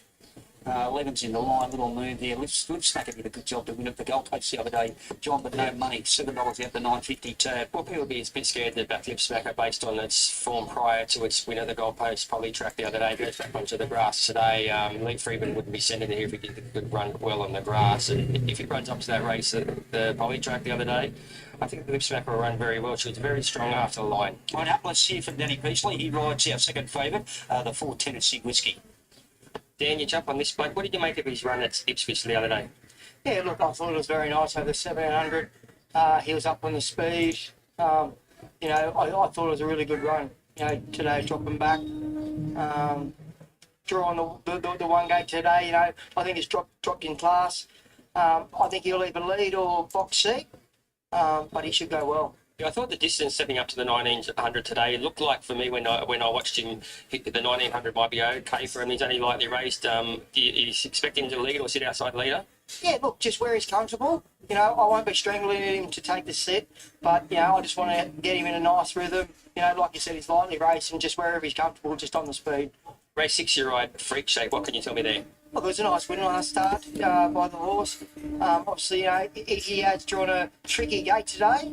I just got to get a little bit of luck from the gate and see if he finishes it off. Okay, race 7, you ride Hartley Gray. You've ridden this horse plenty of times. His first up run wasn't too bad. What do you think of him? Yeah, look, he always tries this horse. He's a good, consistent, country horse. Drawing the gate too. I think he'll be probably 5th, just somewhere happy. He's trained here, so he should race well. Now, well, he's into a solid favourite now, Tennessee Whiskey. They've really come for him late. Into 4.28, 3.70 now. That's been a very, very good firm. So he'll start a short, nice favourite here, Tennessee Whiskey. 6.54 in 12. 4.7, 5.10. Let's go to Terry. This is race 5. First look at the quaddie Ballina. Tennessee Whiskey now the favourite, 3.70. The cards at 4, Kaiwi at 6. Smart Bit, $9.53 under double figures. So Diamonds for Days is still out. Is undergoing a vet check, we're told. Diamonds for Days. So obviously something not... I'm going to be back from the washroom in a jiffy. The vet has looked at Diamonds for Days. The news is a tip. Diamonds for Days does fit to run. Is about to walk up into the stalls. 100 to 1 chance for Tad. Diamonds for Days. Red light is on. Tennessee Whiskey has the inside stall. Started with the button. He holds them. Racing now, Tennessee Whiskey, Super Sweet from the inside with Backlit Beauty. Smart Bet all came out very quickly. Lipsmacker from out wide went back and across to the fence as they charged down the straight the first time. The Khan from a very wide gate and Kaiwi have gone forward, running into the first turn. Diamonds for Days out very wide on that corner as Kaiwi found the rail and led. The Khan second, Tennessee Whiskey third. On the inside of Super Sweet, a length and a half to Backlit Beauty. On the inside of Smart Bet, Lipsmacker midfield, Diamonds for Days, 3 wide with 1,200 metres left to travel. Then Zeno, Brave Deal, Camelot Star and Sun Topaz whip them in as they work towards the top of this triangular shaped track. Kaiwi, 3 parts of a length in front. The Khan sits second with a break of 2 lengths to Tennessee Whiskey on the inside of Super Sweet. Then Backlit Beauty is on the rail. Diamonds for Days is wide. Spark Bit in the middle. 2 lengths away, the Lipsmacker, who's travelling on the fence as they come down the side. Super Zeno is deeper out, followed by Camelot Star. Brave Deal and Some Topaz with them in as they travel down the side. 600 metres from the judge, and the cart moved up on the outside of Kaiwi. They're elected a half clear of Tennessee Whiskey on the inside of Super Sweet. Zeno is deep on the outside of Backlit Beauty. Then Smart Bet, Lip Smacker on the inside, and Camelot Star at the head of the others when they turn. The cart ran to the lead from Kaiwi. Tennessee Whiskey into the clear. Backlit Beauty, Super Sweet and deep around. Tennessee Whiskey, Backlit Beauty out wide. Backlit Beauty loomed up. Backlit Beauty hit the lead. Forges away. Backlit Beauty beat Tennessee 6-4. Whiskey. The cart Super Balina. Sweet. Clear of Camelot Star, Smart Bet, Sir Zeno, Kai. All right, this is what I have. Okay, now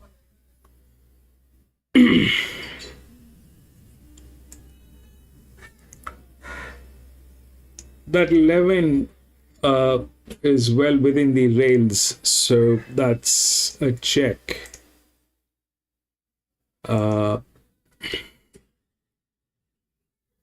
Now the thing is, this is a 1400 meter benchmark 58. The advantage is definitely with 9, which is a 4-year-old mare. But that's what they're going through. I don't know what to say. That's a dysfunctional team. That's how it is. So that's that. Now, if we look at the advantage, we'll also have to look at that.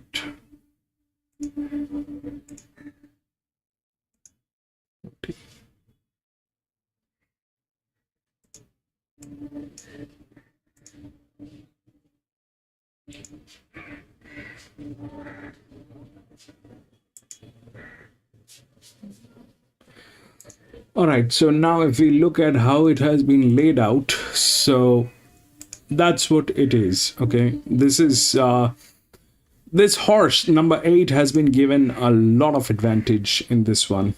This is a 1400 meter. The stuff is there with the 9. 11 is a 7-year-old mare. It's well within the rails. But the one that we need to look for is this one, 8. That's the highest on the AVN. I'll explain how the weights actually work on the horses, the carrying weight. So that's the 1, 8. So 4 definitely is a good one. That's with the handicapping. That's all there. All right. Now the 4 is good. There is no doubt. But the advantage today is definitely with 8. Is definitely, especially 9 is like that. 11 is a mare. They're also tailing gates. Now that 14 has very strong advantage, but I am not sure about 14, but 14 is well within the RTH, so that's well within the RTH. So that thing is also a check, but they are also tailing it. So possibilities are like this, that the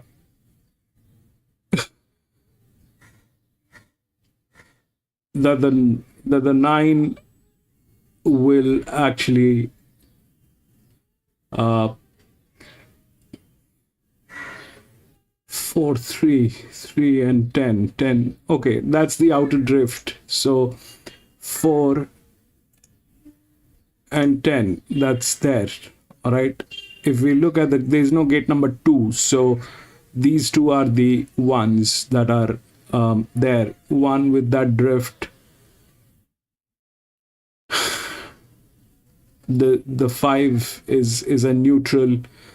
Those are all possibilities, but the question is, here, if we look at the odds, the 4, 9, 8, and 5. So they're talking about the 5, which is a neutral. I don't know what it'll do because it lacks in many other areas. The question is 8 or 4.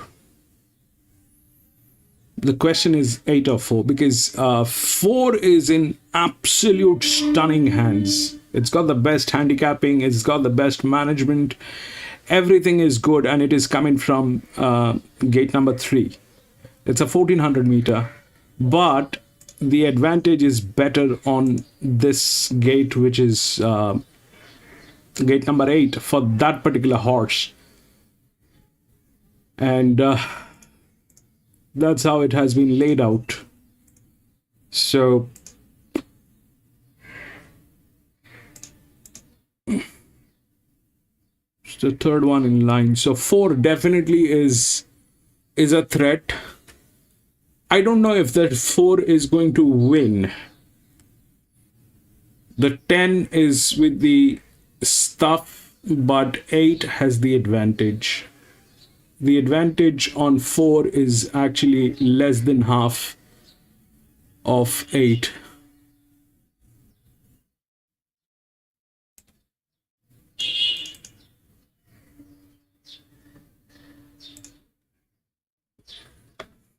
Where are we? This is not us. Thank God. There. Sir Grace, the favourite. Racing. Acrophobic got the best of it, bounced in front. Get What You Give showing speed. Sir Grace began okay. Scannell settled third and Bering Sea went back to the rear. Acrophobic is the leader and the jockey, Nicky Elzard, was on a mission, wanted to lead on the top, and Acrophobic shows the way by a length. Get What You Give is running second. Sir Grace third defence as they lead the 1100 metre mark astern, and 3 off last of all Bering Sea. Into that top corner, just under 1,000 to go. Acrophobic held together, shows the weight by a length and a tail. Get What You Give is running second. Sir Grace, he settled beautifully in third spot. He's behind the leader, and 2 off last of all, or 3 off last of all now, Bering Sea. Acrophobic given a mid-race breather as they come to the corner, 6:50 to go. About to be eyeballed by Get What You Give the outside. A length away then Sir Grace. He hasn't breathed on this as yet, sadly, and 2 off last of all Bering Sea. They're down past the 450, Acrophobic the inside, Get What You Give the outside. They're about to be joined by Sir Grace out on the crown of the track, and Bering Sea is back last of all. He gave the favourite a squeeze, sadly, and Sir Grace bounded up on the outside and Get What You Give. It's all over. Acrophobic third, Bering Sea fourth, but if on the favourite, go find your bookie. Sir Grace is going to stroll in. Sir Grace will come down to the line and win with the ears up by 5. Get What You Give was second, Acrophobic third, and fourth, the last one over the line, Bering Sea. It's a walk in the park. A walk in the park. 6 Sir Grace the winner. 6 Sir Grace. Warwick Satherley the rider. Warwick Satherley the trainer will return 160 the win on tab. No place dividend. Second 5, Get What You Give, no place dividend. Third one, Acrophobic, no place dividend. 6, 5, 1, 3. Engine numbers after the running of race number 4 is a nice horse. Bit of upwards about him this time.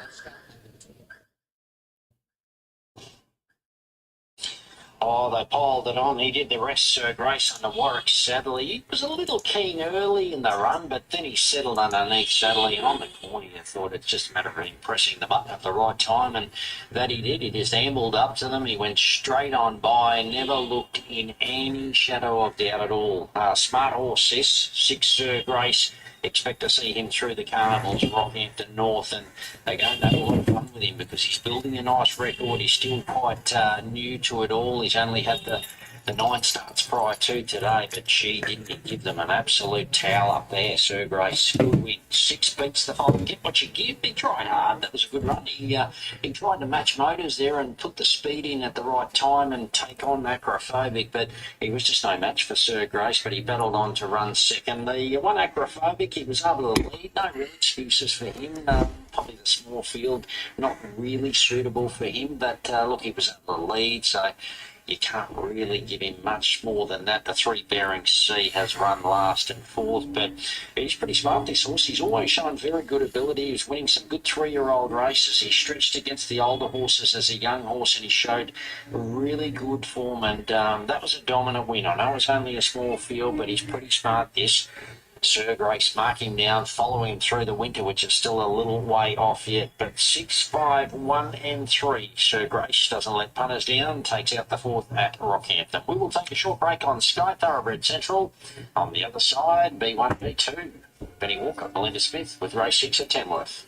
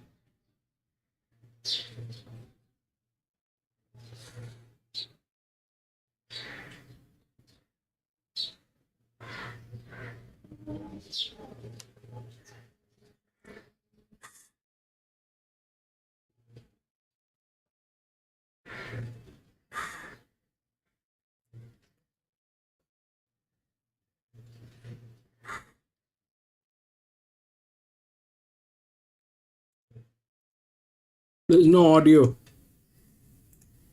Can't listen to what they're saying.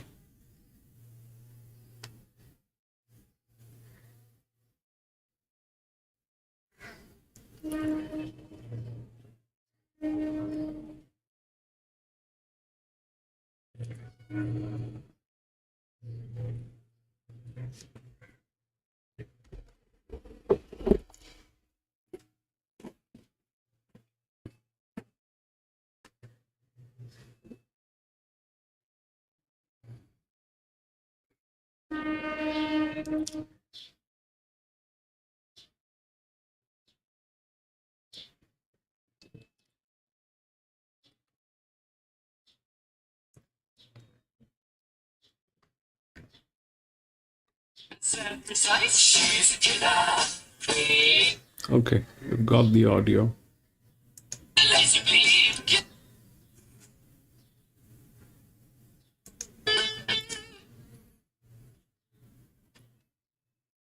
Tamworth, horses in the yard for the 6th event on the program. This is benchmark 58 over the 1400 metres. We've got, what's 15 minus 4? 11 runners to go around here in this event. I've mixed my words up now. I'm forgetting how to count.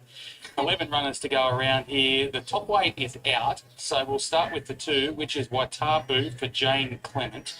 Shannon Llewellyn's in the saddle now. He's drawn awkward with this bloke, but he's had one go here at Tamworth for a win. That was over 2100 back in November. He resumes at the 1400 without a trial. I expect him to run a cheeky race. Yeah, he looks well, doesn't he? He's very healthy in the coat. Looking at him, he may trim up slightly from the run, but fresh over the 1400 metre trip. He'll probably have to go back from the gate and be doing his best for it through the line.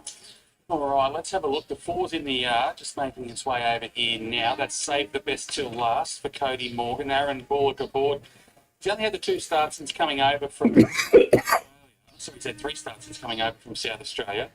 He showed enough in the first run to suggest that he had a bit of ability, and then he's gone bang and won here and bang and almost won, gone within an inch of winning the next start. So he turns up here today, gets a good draw. He has to be hard to beat. I agree. Every time I see this horse, he improves significantly. He looks an absolute picture in the mounting yard here this afternoon. I thought he was great out of Maiden Company last start, and I love the step to the 1400 club. Number 5, Take Mine, the mare by Hellbent. Todd Payne trains Cody Nestor in the saddle. Finished second at Armadale last time out there behind Little Profit. That was over the 14. However, a win record doesn't jump out at you, but I'm find it hard to fault really. Well, 3 of the 4 runs this prep. She was good first and second up here in Inverell, and then she was a touch playing at Gunnedah, but I loved the run last start in a benchmark 66. She was back, she circled the field, she was only outdone late by Little Profit, who is a handy old mare in her day. So this looks easier. She may need a bit of luck from the gate. 6 and 7 are both out. The 8 is To Be Frank. 4-year-old for Sue Grills. Clayton Gallagher's aboard. I thought the run last time out had a bit of merit at Gunnedah when finishing 4th there behind Pensativa, who's gone on to run well again since. Yeah, only narrowly beaten there, Pensativa, on the Raymont meeting last Monday. So I really like this horse to look at physically. He's a beautiful, tight, lovely, big, strong horse. He's drawn a little bit awkwardly. They tinker around the face muffs and the tongue tie off. He's parading a treat. He's one I haven't included in my numbers that I could easily make a case for. Number 9, Auto Focus, the mare by Star Turn. Mellow Gorman trains. She's got caught on the inside part of the track here last time out, which wasn't the place to be. The first up run was good. Yeah, she was. And she's a beautiful, big, strong mare. I think with a touch of luck early, she can possibly overturn the favourite here this afternoon. He didn't beat her by far last start in the better section of the track. She meets him a kilo and a half better off at the weights. As I touched on, just needs a little bit of luck early. The 10 for Cam Crockett, finished 5th at Musselbrook last time out behind Anson Parker. Prior to that, had finished 6th behind Tavros. So he's been going around against some handy customers. Gets Chelsea Hilliard from a good draw. Be interesting to see if stepping back up to the 1400 whether they press the button on him here this afternoon, because he was right up on top of the speed worth when he won at Mudgee, and he was on speed behind ahead of Breakpoint after that. In the past couple, he's covered a bit of ground. So I'd like to see them press the button because I think he races the best that way. Number 11 is Strelitzia. Billy Cray takes the ride here today for Sue Big. Finished 8th at Inverell back in November. Hasn't been seen since. Turns up without a recent try. And she's a mare that's shown a little bit early in her career. We haven't seen that in a long time. Her last win was around 900 days ago. So former Mark Mason galloper, I'm happy enough to watch it and learn with her here this afternoon. Inger's been racing well for Gavin Groth, number 12. A winner at Gilgandra, 2 runs back there in the Super Maiden. Backed it up with a reasonable run in a benchmark 50 here last time out on the 1st of February, only beaten a length and a half. That was behind Devoted Deputy. He's a little warm around the neck, but he's nice and quiet and relaxed within himself. No doubt this looks a little bit harder, but he gets a nice little drop in the weights around 4 kilos. Lady Cornelia is the 13 for Douglas Fernando, beaten a length and a half behind Bill Pato over the mile last time out at Deepwater. Another one that finds a stronger race. He's probably a little bit awkwardly built, this man. Happy enough to steer around her today. 14, Just Jackie, Teresa Stair, the trainer. It's been ticking along okay. Finished 2nd behind Manor Road over the mile last 5, 12, 14. He's probably one that I can't entertain until he finds a wet track. And the 15, Frenchburg, gets a good draw here today. It was last start winner. That was in a maiden here at that meeting on the 1st of February. Obviously, this is a little bit harder, but nice gate. A bit of a claim for Mitch Stapleford. Should take a bit of confidence from the win. Runners milling around. All right, I'm going to be out on this one. I'll take a breather for 2 reasons. One, it is the 6th race here at Tamworth. So generally when it is there are 10 races in a card, the 7th one is always the one that will be a very unexpected one because they want to spoil the chances of the multi-leg races. That's the one, and I seriously have I like the 8, and but the 9 has the advantage with a very, very dysfunctional team. So this race is not for me. I'm going to step out of this one.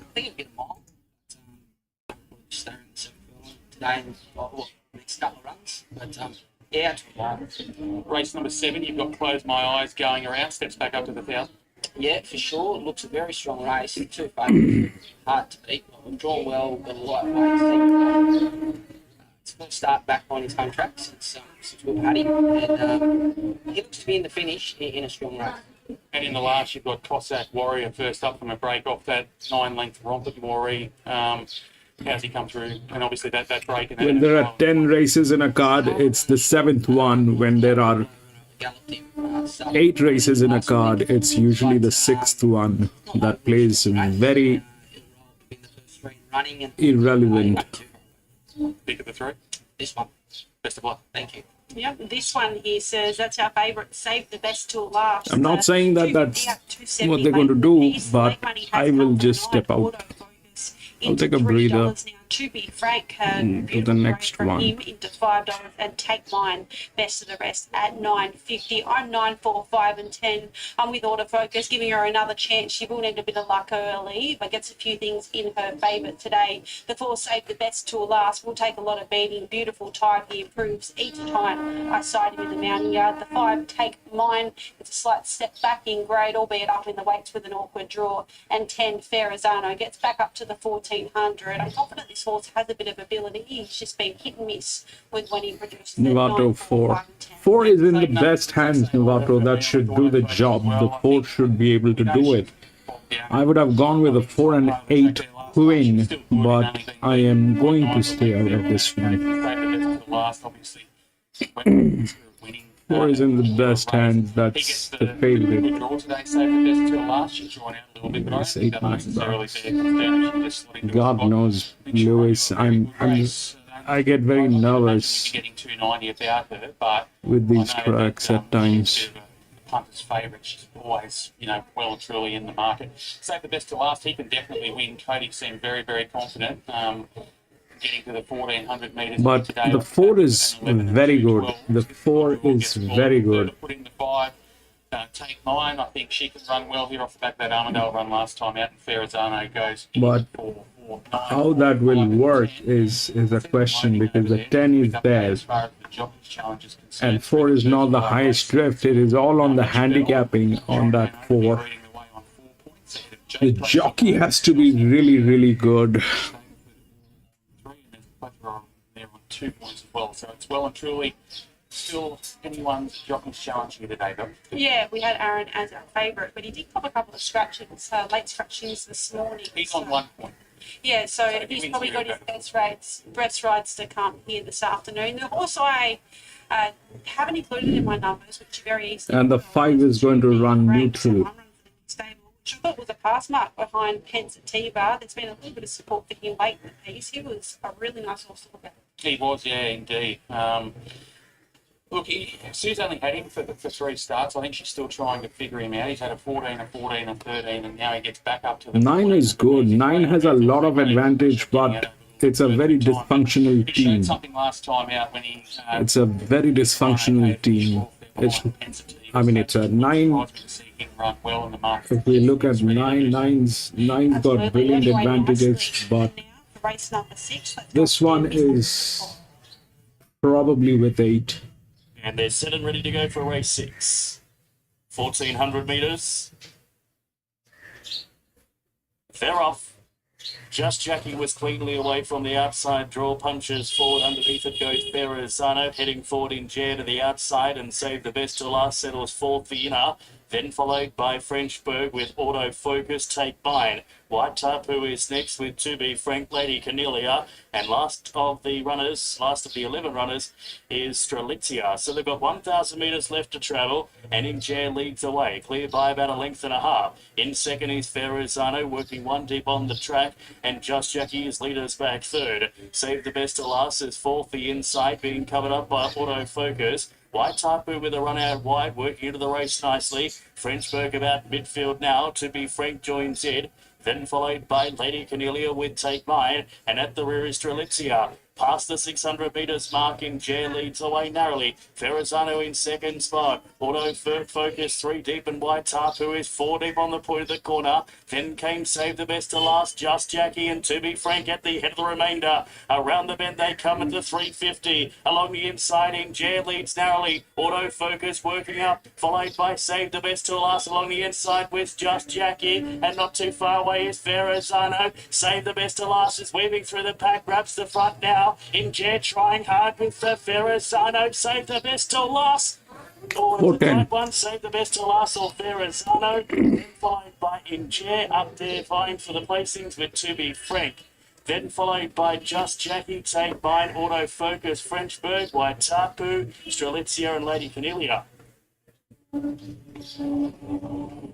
All right. Well, it couldn't happen again. It's Saved the Best till last. We thought it had won here at the last meeting, and it got skittled by Sam Zeno. Went very wide. Zano there, fighting out the finish, coming again on the line as they get there. Yeah, 4, 10, 8, and maybe 12. 8, 12. And our top pick, Autofocus, just didn't get the luck when she needed it. It was a pretty slow race, but I think Bride won the race there, Saved the Best to last. Arundel just See, that's the problem with the 9. It's a very dysfunctional team. They had all the advantage to take this thing down. Type. I thought the 1400 looked brighter in his wheelhouse, and Cody suggested that maybe stepping to the mile beyond this could be right up his alley. So really good win there from a 10. Ferrazano was a good run, ridden more positively here this afternoon. To Be Frank has the flashing light. Peter McConnell, welcome to the channel. What kind of sports gambling are you involved in? Horse racing, my friend, just horse racing. Short head by a neck, the margins. Just horse racing, my friend. Thank you for tuning in, Peter. He's starting to turn it up a bit. So Oh, yeah, 4. Aaron has to say that because he goes. So 4 was definitely in one of the best hands, all right? 4 was definitely in one of the best hands with the best handicapping. Sorry about that. 4 was definitely in one of the best hands. These people are making profits, all right? They're not joking around. They're not joking around. They take their job very seriously.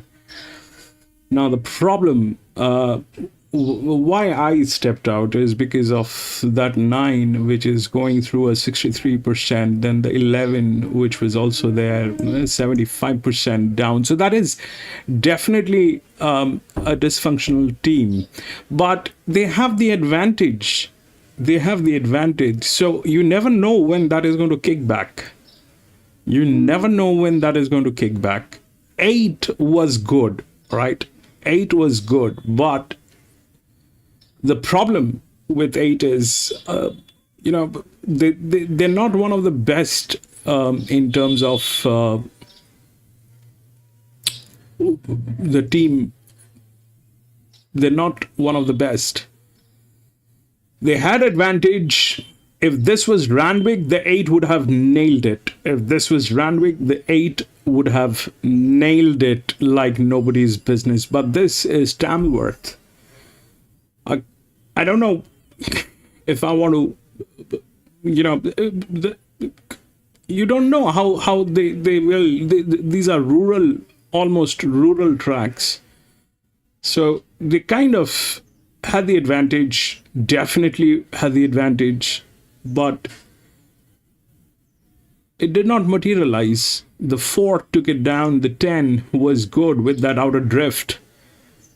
That's handicapping, all right? It has got nothing to do with anything else but the handicapping. If you look at how it worked, it's like that. The 10, this one, the 5 was a neutral one, right? 5 was a neutral one. It was running neutral. We have seen what happens to a neutral one when it comes to a 1400 meter or a 1600 meter. But that usually not the case when it's a better ground. So it also depends on the horse. But here, that 10 had the advantage, and it just nailed it down.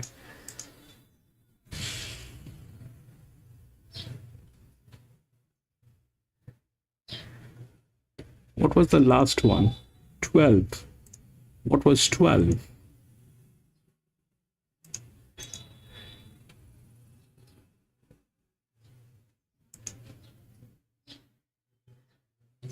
Gate number 10. Gate number 10. I don't know. It came through.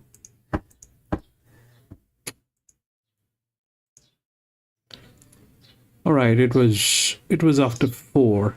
So that's why. It was after 4. That's what it is. Anyway, we'll move on.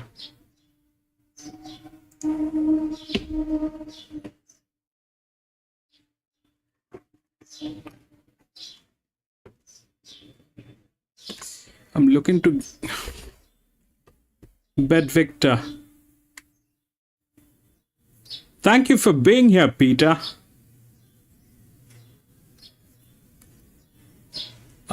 Tamworth. We're just doing Tamworth, Peter.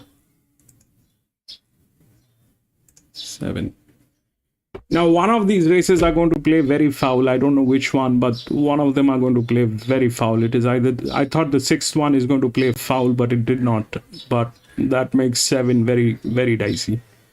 Already there are too many scratchings. We'll go through the scratchings. 1, 6, 7.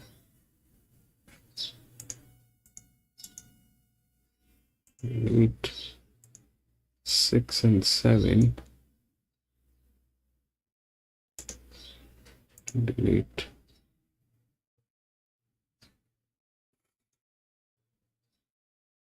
Ten, 13, 15. Delete. 13, delete.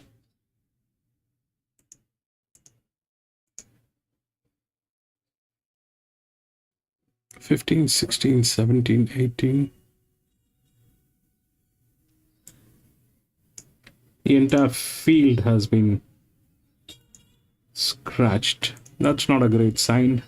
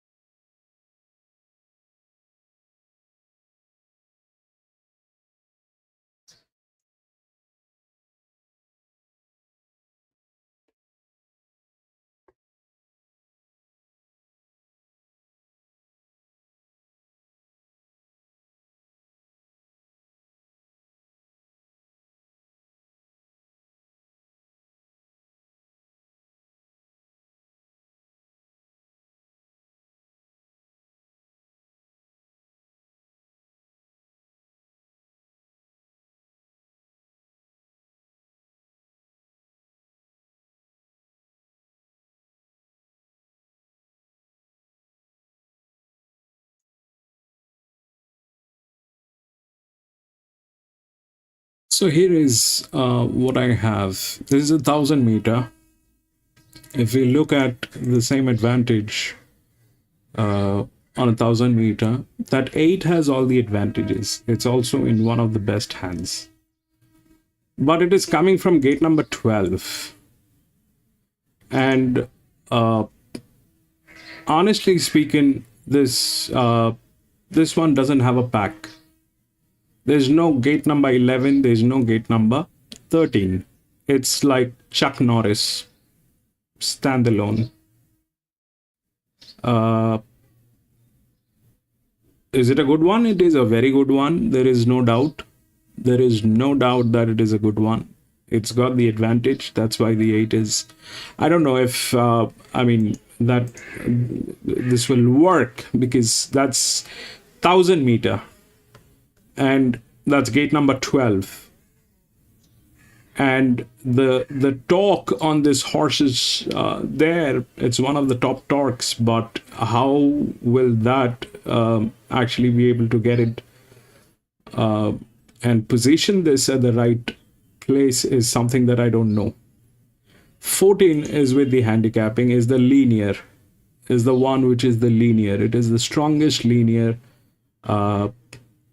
the best management on this. So that 14 is definitely one which is that we are looking at. It's 1,000 meters, so the linears are the ones that needs to be taken in consideration. So I don't know whether 8 will work. The other linear which is here is this one. This has got the highest dev. The next dev is on 11, 6, 3-year-old filly. So these two are looking good, right? Now the 12 has one side of the rail. There's these two horses which are there, 2 and 3 with the outer drift. 4 is going to run neutral on 1,000 meter. I don't know if that will work because it's a 360 on the straight line. These two are tailing gates. These two are tailing gates. But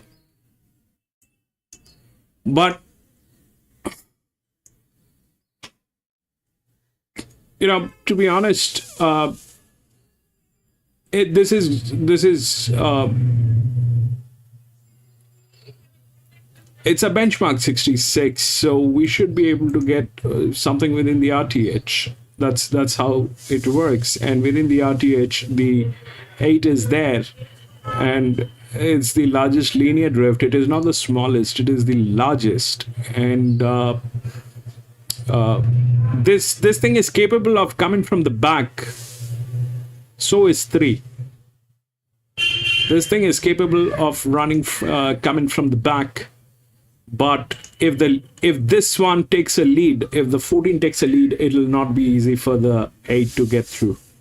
If the 14 takes a lead. So this is going to be a jockey race, to be honest. This is going to be a very, very jockey race. And I don't want to be a part of this. Peter.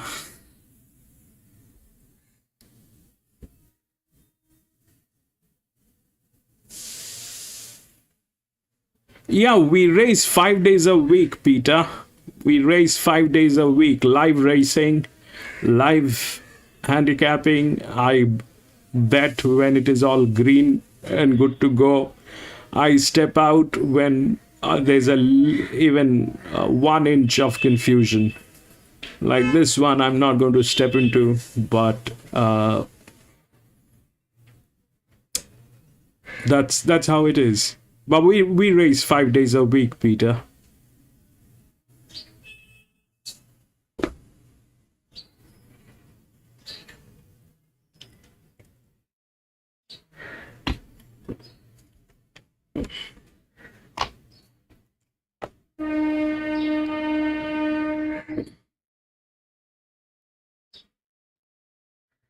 I'll try to get in the last one, which is the 8th benchmark 58. We'll try and see. That's a 1200 meter. It's a 1000 meter.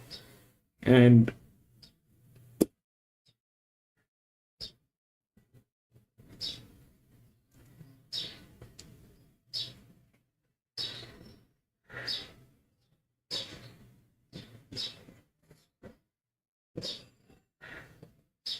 the line. Deciduous going with it. Astra Thank you for subscribing, Peter. Thank you for being here. He's going to have to press on to try and get in, like a bit of fun. Midfield defence, Kepalonia. Then came Bella Davachi, went back to second last. Diasonic is out the rear.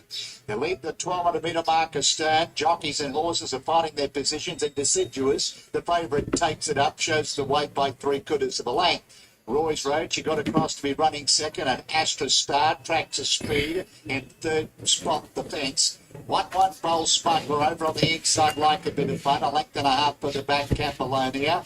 3 lengths of the back, Benzabella Tabachi, and Diasonic is the cap catcher as they go past the half mile. Deciduous the leader, 3/4 of a length in front of Roy's Road. Astra Star's at a good run, third the fence. 4, 1 out, 1 back, Bowl Smuggler. 3 pairs back, the outside, Kepalonia. Get it right, will you? Then, like a bit of fun, the outside, then Bella Tavachi and Diasonic taking the shortcuts up on the inside. 400 to go. Deciduous the leader, 1 in front. Astra Star about to come off its back. 3 deep on the outside. Bowl Smuggler starting to blend into it. Deciduous just in front. Bowl Smuggler, Astra Star, they're not there yet. Deciduous divides them at the moment. Astra Star trying out, then Bowl Smuggler, but Deciduous is going to lead all of the way. Favourite home, Deciduous 1 by 3. Astra Star runs second, Bowl Smuggler was third, Bella Tabachi fourth, Roy's Road Diasonic, like a bit of fun, Kepaloni.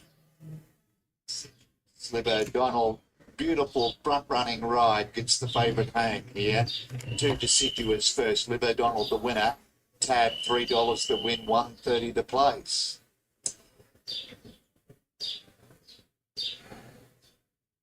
Numbers after the running of race number 5. 2, 4, 5, 3. A clever ride by Liv O'Donnell. She took that race by the scruff of the neck. There was no leader. She said, all right, let's go. I've got the 3 kilos off. And Deciduous just fought hard and was able to draw away. You thought Bold Smuggler was going to really run into the race, but he had a few flat spots in the run. Astra Star trying hard, but Deciduous in front, able to dictate terms and win well. Kieran Smythe and Liv O'Donnell, good ride, well trained, due, and saluted Deciduous. 2 beats the 4 Astra Star. He tried hard, he had his chance. He was on the back of Deciduous, and he was close enough, if good enough. Old Smuggler, as I said, he just hit those couple of flat spots. He loomed as the winner, but just didn't go on with the job today. And the 3 Bella Tabachi, just out sprinted when the sprint went on, but naturally she'll be better for that, maybe looking for further as well. But 2, 4, 5 and 3, race was basically one early midway in the run when she was able to just dictate terms. She had the fit right horse, and Deciduous did the rest. So the Autumn Sun makes it win number 3 from start number 18, and well trained, right on song today. Deciduous 2, 4, 5 and 3. The numbers. Quaddie is underway. We will take a short break on Sky Thoroughbred Central. On the other side, Benny Walker and Belinda Smith with race 7 at Tamworth.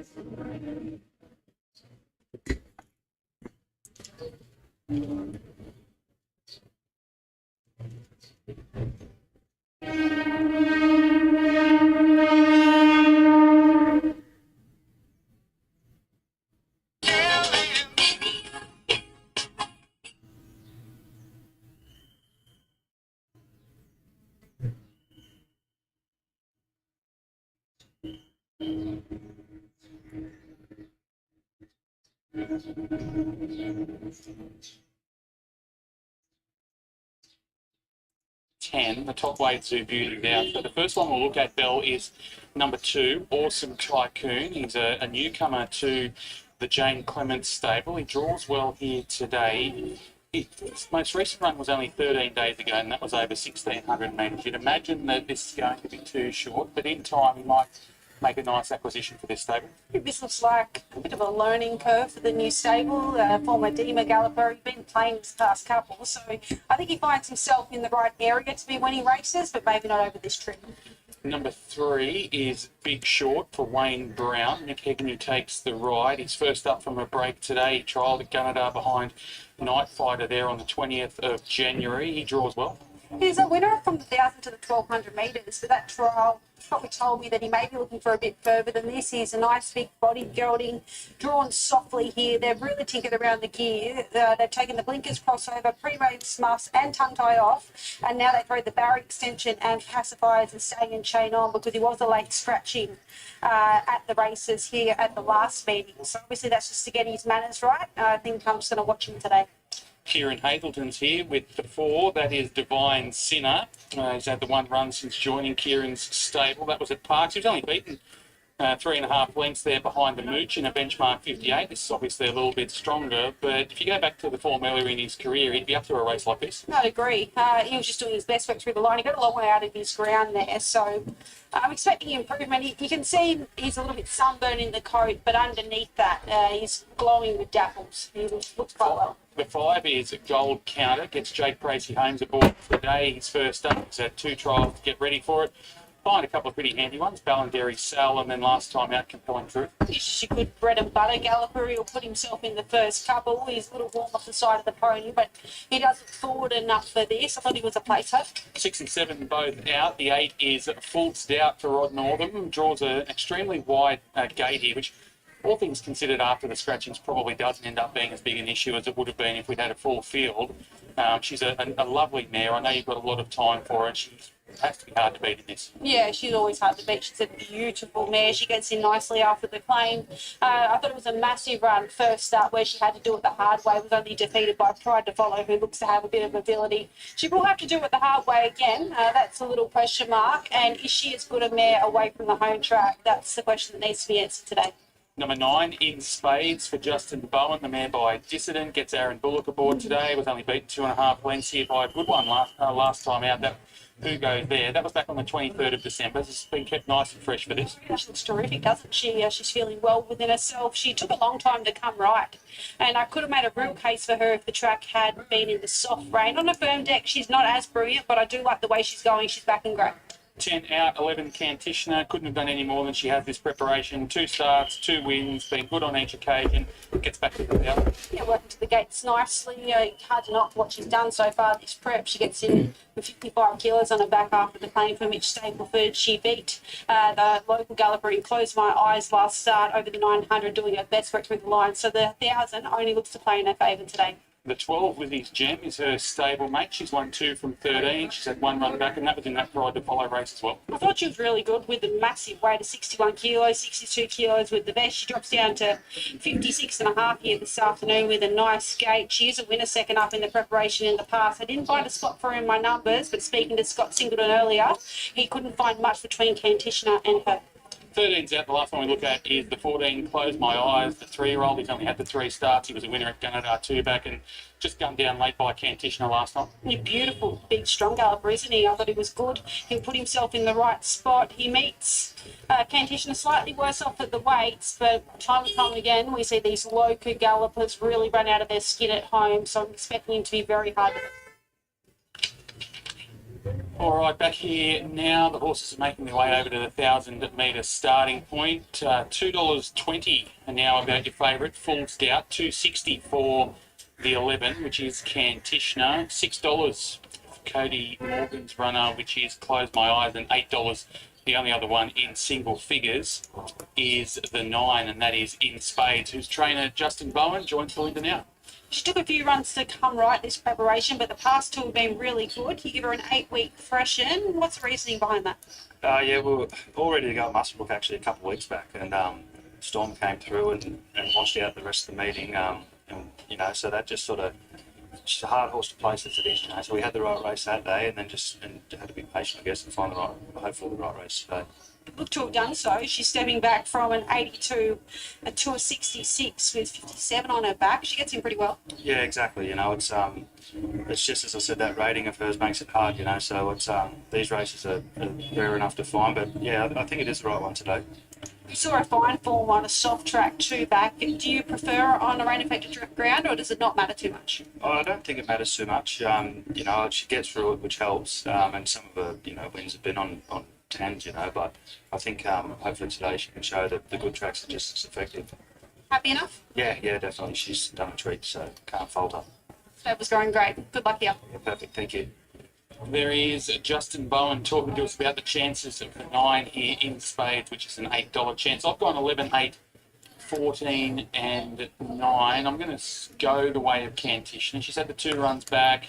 She's been really good on each occasion. She almost broke the track record here first up when winning the maiden, and then last time out was strong through the line over the 900 metres there at Gunnedah, beating Close My Eyes. The extra 100 metres today no doubt should suit. She gets a good draw. Mitch Stapleford knows her well, and I think should be hard to beat.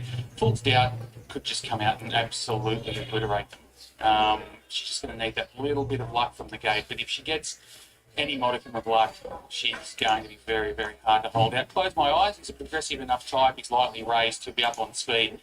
And then 9 In Spades goes in for John 4 and 5. I'm out. 14, 9 and 8. And I think you need to make a good case for the 12 as well. I think it's a pretty good benchmark. 66. It's a few horses that you could easily follow. But for now, I'm going for That 8 is a good one, but it is coming from gate number 12. That drift may or may not work. It totally depends on that jockey.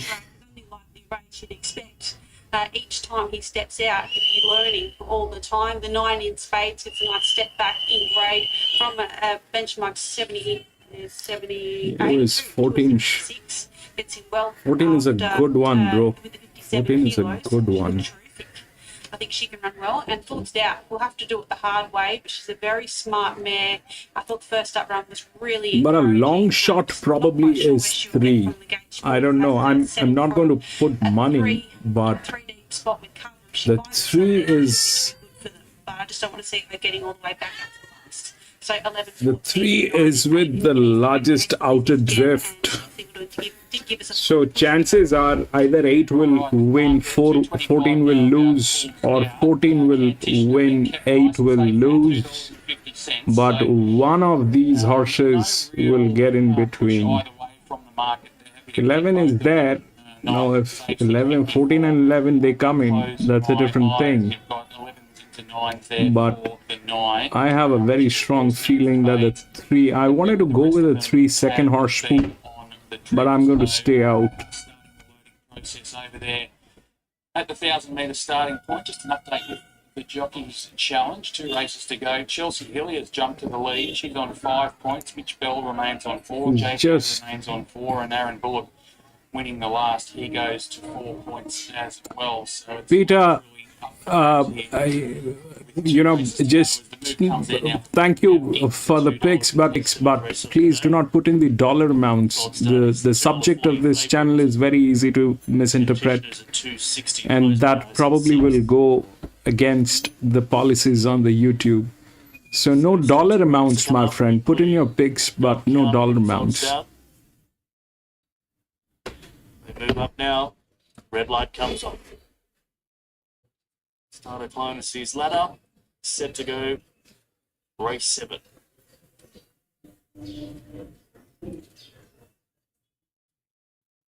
Stand by.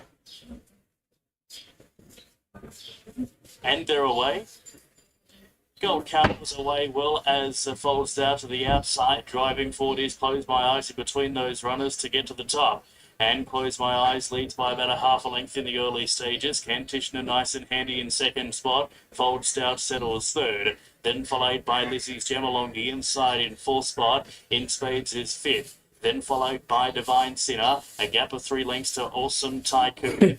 Further afield then 3 and 2 are the last ones, man. What are you doing? Left to travel. Close My Eyes on the inside leads narrowly. Kantishner's hot on the heels on the outside. Followed by Folds down to the outside and Divine Sinner to the extreme outside. Around the bend they come at the 200 metres. Kantishner roll to the front. Folds down trying hard. Slicing through the pack is In Spades and Divine Sinner. So the leader is Kantishner. Folds down though over the top doing the better. Folds down wins 8, 11, 9. Kantishner and third home was In 8, Spades. 11, 9. Followed by Divine Sinner. Lizzie's Gem. Next 14 up, lost. Awesome Tycoon with Gold Counter, Close My Eyes, and Big Short. 8, 11, 9, and 4 should be the numbers. 4, 3 wide. Didn't matter in the end. Very close, John. Very, very close on that 4. Ran up to who looks at Divine Sinner. Has run another very good race for Kieran Hazelden, but you can't take anything away from that winner. Bell, she was there to be beat. She was wide. She was too good. She certainly was. She had to do it the hard way. And then came the 2, the monkey. We saw that the first 100 The metres. 14 just lost it. She put herself in the spot, travelled strongly, and I think the thing that really made the difference is in the end is Lachelle Small has gotten so much stronger of late. She was very strong with the whip over the concluding stages, and really good to win there, getting good support by our boss Rod Northam. I have the stable former with me, Rachel Northam. You have to be pretty impressed with the show there. I thought she was really strong. That was close, John. That was a fabulous job. The problem with the 4, if you look at the problem, that's a neutral horse. This one is a neutral. If you have to talk about 4, then we'll have to talk about the 7, which is not there. I mean, the gate number 7 or gate number 9. None of them are there. So that was out of pack and running neutral. So that's one of the issues. The 9 followed the 14. I should have considered that the 9 would follow the 14, and that did the job. And the 14 with that strong handicapping, it just lost it because anyways that was 8 and 11 on the line. 8 and 11 on the line, right? So 8 and 11 definitely got through, but 8 and 11, my doubt was the gate number on that 8. My doubt was the gate number on the 8, and but that's how racing is. But I stayed out of it. I stayed out of it. But the four was a strong chance. It was a neutral, but it was a strong chance.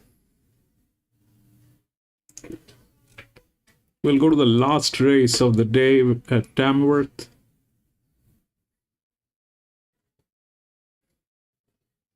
One, two, four.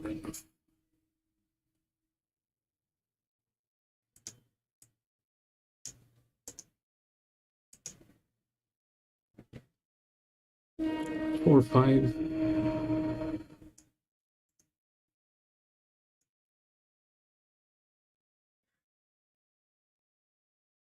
Eight, 15, 17.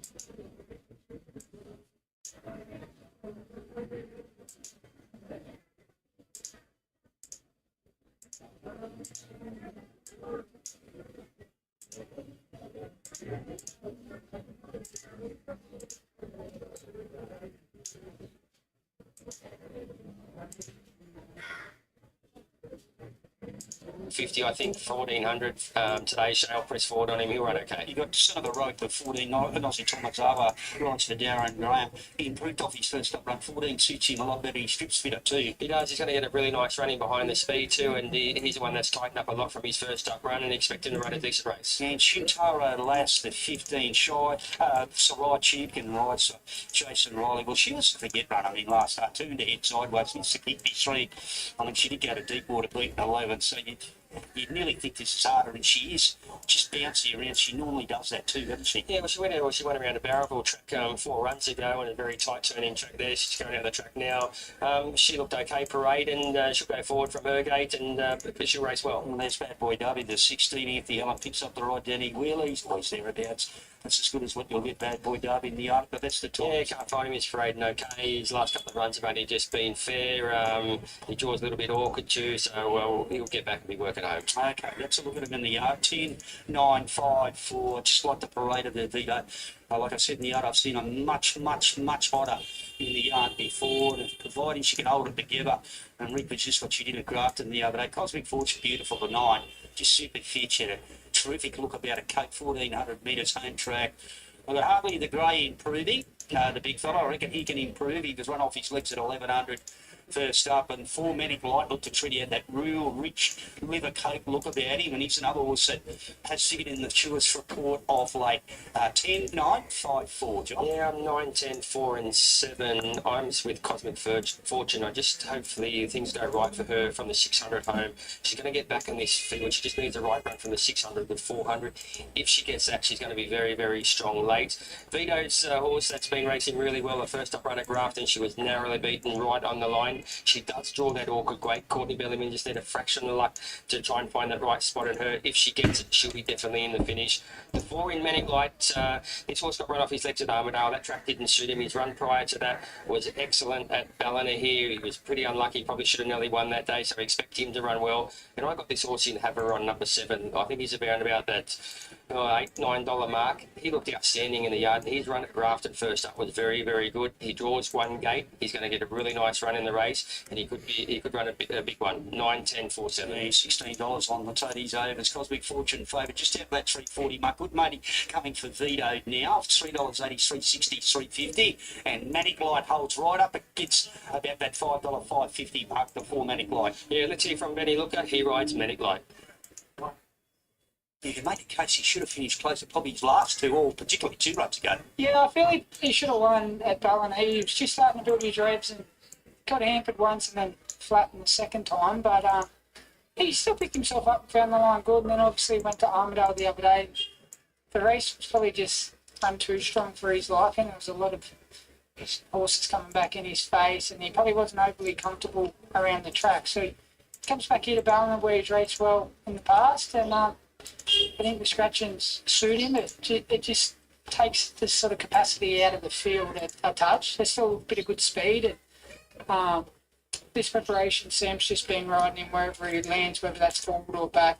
Very plus, you know, we're in the last. Didn't have a lot of luck first up. No, they obviously, it was in the apprentice race, they went at a pretty strong tempo and they just copped a fair bit of interference throughout the event. But it's another one, you know, the scratching smaller field will be in its plus. And if it can it's probably going to need a pretty economical run to get a strong 1200. But I feel if it does do that, Ballina will suit it. Right out, the 340 now, our favourite Cosmic Fortune. Vito's getting all the support. 340 tab now. They hit $5 this morning. Manic Light just heard from Benny into $5 up to 22. Hardly the Grady money was 11's out, the 12's back into 11. The 5 Hardly Grey. Let's find out a little bit more about Hardly Grey with this jockey and Danny Peachley. Right, she's run really, really well the last couple of starts, but I think into the 1400 days her right distance. Yeah, look, she's a bit quirky for this. She can't be really muddled up and under pressure early. She's got to just find her feet. Usually goes back last, or you know, the back part of the field. And you just let her ride on the long rein and just keep her relaxed, because if you get her stoked up, she gets her head up in the air and just doesn't finish off. So I'd say Steve would have her fresh today, like she's first up again, and hopefully she can just come over the top of them. The way the track's playing today, that when they just come down the outside, it'll probably make you smile a little bit better than they're getting down the outside. Yeah, look, if we can just jump and set up a nice one-off spot, just start making a move from the 500, creeping our way out and slingshot off that corner, like how this track should be ridden. Sometimes when it's playing like this, she should be hard to hold out. Race 8, you're right, critical time. Look, he steps up a lot in weight today, but his form's pretty good. Yeah, look, Scott's pretty confident with him. We weren't sure if we were going to go to the Gold Coast meet tomorrow. We were just kind of going where it was a bit softer, and Ballina's always quite a soft track. So coming back from a class 4 to a class 3, it is stepping up in weight, but you know, the horse always performs. Barrier 2, try to ride him up on speed. I'd say we'll try to beat that 1-1 or outside lead, and you know, hopefully it's just too good for him. Right, I got that wrong. I got that completely wrong. Cosmic Fortune with Jai Williams, so I said Danny Peasley. So my apologies with that one. Vito's in the favourite now, $3.20 tab, $5, $3.20. She gets the support. Cosmic Fortune just heard there from Jai Williams out to $3.70. And Manic Light has not budged around that $5. He's the horse that looked really good in the yard, Manic Light, and things haven't gone quite right for him. It's on the 80, under 22, 2 runs back. They bet 8.19s this morning. He got in as much as 8.50. He's back out to $9. So there's a move for him under 22. But Cosmic Fortune earlier favourite, back into favourite now, Vito. Yeah, well, Cosmic Fortune, I think we just heard from Jai Williams, I think it's the key from the 600 to the 400, what type of run he gets there. If he can get within 3 lengths of him straighten up on Cosmic Fortune, I think she'll be too strong for him. On the line here with Cosmic Fortune, like you said, Gary, under 22, he's got a little bit of market support for him. I thought he looked good in the yard. He paraded really well, but both fronts, his preparation have only just been fair. So I don't know really what to make of under 22. That's something on the list that you fancy. I wouldn't leave him out. The 7th here, Havuron. Havuron was $19. He's $16 tab. They've just been a little tickle away for him, but look, this all the money since she's well and truly into clear favourite now. Vito, there she is, vetoed at the back of the gates. Look, honestly, I've seen her 100 times worse than a Mountie Yard. Yeah, yeah, she can do that though, can't she? And she still seems to run well. She gets herself a little bit upset. She was pretty good the other day. This is probably a little bit worse than what she was the other day, parading around. It was first up the other day, so I think she'll head in the gates now. Probably do one more turn and head in, but she's not too bad. Not out. 320 tab over Cosmic Fortune, which is our second favourite, which Jai Williams rides. Vito gets loaded up 10-9, 5 and 4. Yeah, I'm 9-10, 4-7. Right, now let's go to Terry. This is race 7, Bellina. Vito, under 22, written by Andrew Mannion, will be the last one to come along. 1400. There's the red light. The starter is around front now. They're ready to run. Racing Haveron from the inside, a little slow to go. Hardly Grey, Shintaro Lass came out very quickly. Manic Light out wide began well. Vetoed Satellite in the early part is rushing across the face of the field. At the end of 250 metres, Vetoed is looking for the lead but kept deep by Manic Light in the centre.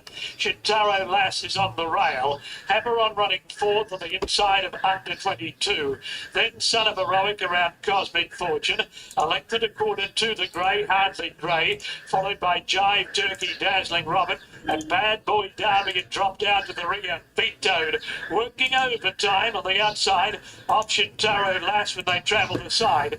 They lead by a length and a half to under 22. Who's out in the boondocks. Manic Light is in the middle. Haveron on the rail, followed by Cosmic Fortune between Hardly Grey the fence and Son of Heroic 3 deep. Then Dazzling Robert, followed by Jive Turkey, who's second last, and Bad Boy Derby whipped them in as they came around the bend. We're short of 300 to run. Shintaro Lass inside of Vetoed. Haveron gets the rail. Hardly Grey's run up between them, getting a split. Under 22 is deeper out. Under 22 wide out. Haveron the inside, 100 to go. Hardly Grey in the middle. Under 22, Hardly Grey. Haveron split it, I think, under 22, narrowly from Hardly Grey and Haveron. Then Dazzling Robert, Shintaro Lass, Bad Boy Derby, followed further back then by Vetoed and Cosmic Fortune, Jive Turkey, Son of Heroic, and Manic Light.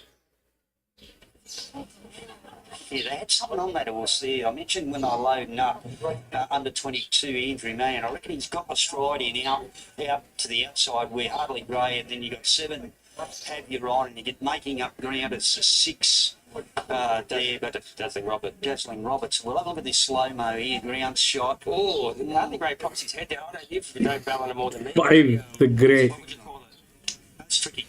Yeah, I'm not going to stick my head out. You get? No. Off that one there, I'd nearly go Have You On. Yeah. I'd nearly go Have You On. Yeah, it's pretty close. There's not much in it. Have You On, Hardly Grey. Have You On, respected the odds. Hardly Grey was getting up to the right trip, and your horse, Have You On's run really good. Back to the inside, under 22 wins beat. Hardly Grey, Have You On, and Dazzling Roberts. Yeah, he's just recent form under 22. It's just been a little bit average. He paraded very well in the yard, and I think the key with him, he was a little bit slow out of the gate, so rode him back wide and got him to the outside. So that might have been the key with under 22. He's just been a little bit disappointing lately, but he did look very good as we noted in the yard. It'd be interesting to see what Andrew Paramore says with Gary. Right, this is what we have, okay? This is a benchmark 58. The advantage is with 9. 9 is the favorite. 3 is the largest outer drift. Now the question is 7. The 7 is in a tricky position because it lacks this side of the rail on a 1200 meter. Though it is good in handicapping. So 7, I do not know what it will do. If we look at the 13, it's got the largest outer drift. But 19 is placed beautifully. That 19 with the BB, and it is placed after that 7. So the 7 doesn't have this side of the rail. The 19 doesn't have this side of the rail. But the physics definitely works for, that's automatically will work for 19.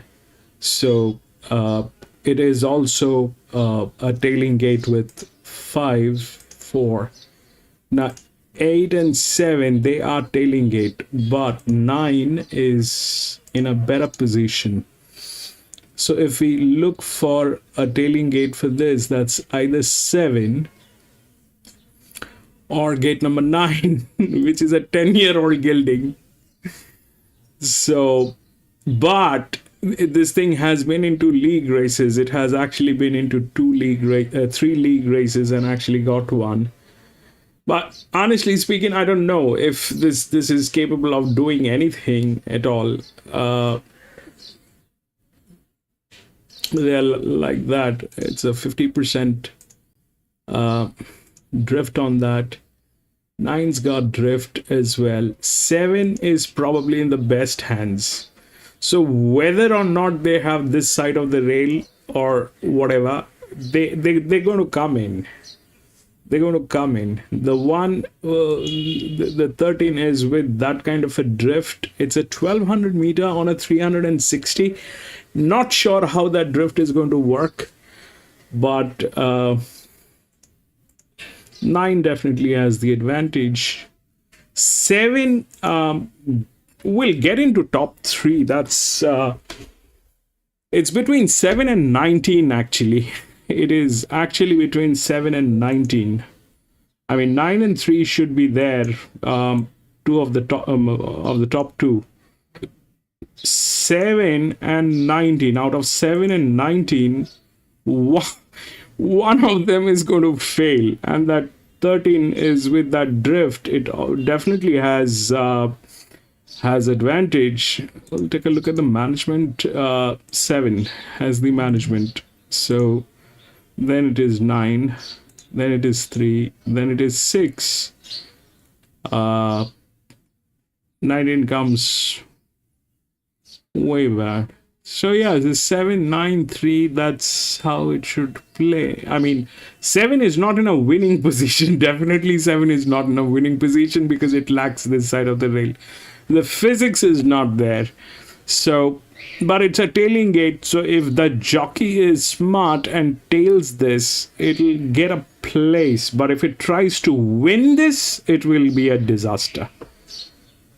If it forces the horse to win, that will be a disaster.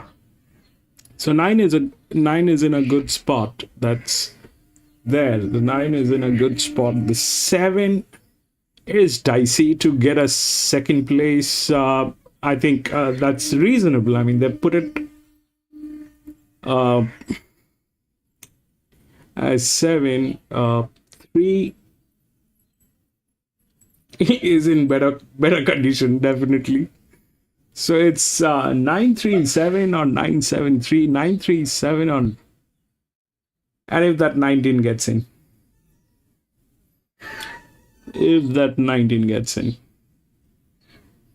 which I doubt, because they have the physics, but they're very weird on their management. They're almost 100% not there in any picture.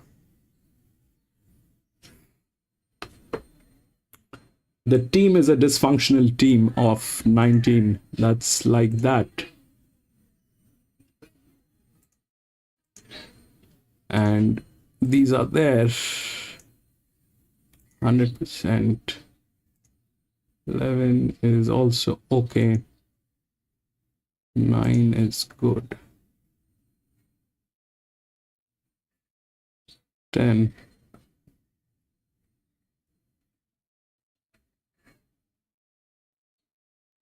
10.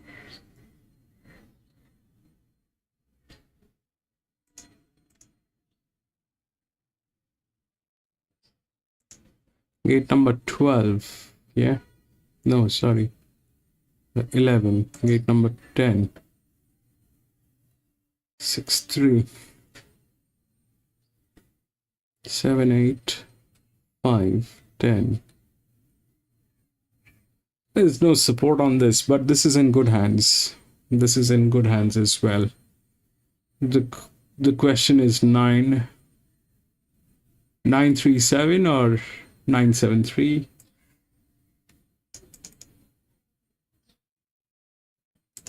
Dash gained a second, Doubting Eye. Poet State went to the rear. He's one away from the inside, Desert Kobe. He shows the way by 3/4 of a length. Johnny Dash, Doubting Eye. Back last of all, Poet Stay. They've got 700 to go. He crosses over to the plastic now. Does the favourite Desert Kobe. He shows the weight by a length. Running second on the outside is Doubting Eye. He's close enough and good enough. Johnny Dash is third and Poet Stay is fourth back at the end. They're down past the 500 and the leader got away for the Desert Kobe. He's 3 in front. Doubting Eye is running second. Poet Stay trying to get to the outside, and then came Johnny Dash, but he lengthened the leather on Desert Kobe, did Cormac, and Desert Kobe opened up at the 200, 4-5 in front. It's all over. Doubting Eye, Johnny Dash, Poet Stay. But if you took the shorts, not a worry at all. Desert Kobe leads all of the way. The margin 6. Doubting Eye second, Johnny Dash third, Poet Stay fourth. Just too fast, wasn't he, Desert Kobe? He was able to lead. He was close enough, Doubting Eye, but he just clicked into gear, Desert Kobe. Sean Cormac aboard, and he was just simply too zippy for him over the 1100 metres. That was it. Fast horse. He's going really well here for Helen Yates and Jamie McConaughey, and a good ride by Sean Cormac. He didn't panic. He was able to stack and rack, and Desert Kobe did the rest, backed off the map. Doubting Eye tried hard, but when the afterburners went on, he just couldn't match motors. 7 Johnny Dash, 4 on OK to run third. The 6 Power Stay just outsped today. 8, 4. They also have the 12. The 12 is like that. It's 75% drifting off. Very dysfunctional team, though they are from gate number 1, but it's like that. Gate number 20. We will take a break on Sky Thoroughbred Gate Central. number 2, Coming up on the other side, 5. the Lucky Last at Tamworth with Benny Walker and So all those things are there in some way or the other. Don't go away.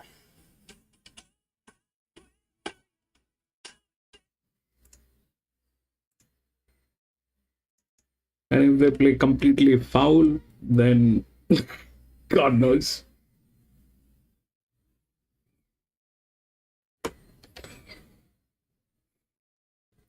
Three of the top torques getting into.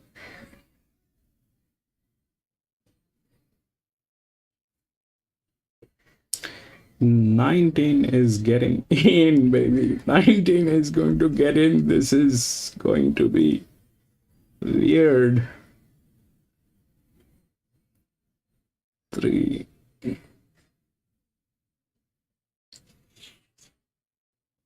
Top talks, all the top talks cannot get in. That'll be weird, but I don't know. I'm a little worried about that 19. The 19 lacks a lot of management, but the 19 is kind of there.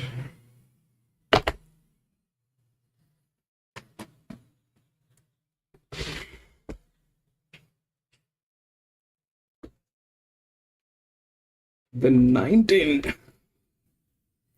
probably a place bet on 19 is the best one here, because God knows what we're going to do. That 7 is lacking one side of the rail. That's definite.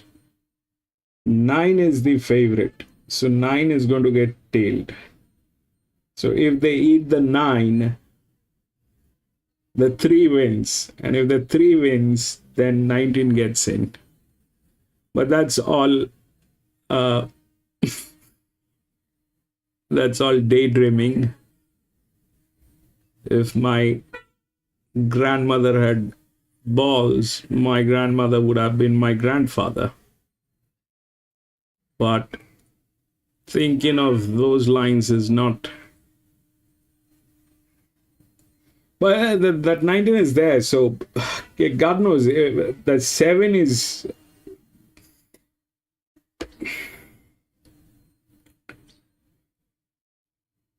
And they've played all fair today. That is also a question. They have played all fair today. There's not a single race which was played unfair. They played all good. So ideally 9 should win in this case. But if 9 wins, 7 will get tailed. Then 3 comes in. But if 3 comes in, then 19 probably 4th. But if 7 fails, then it will be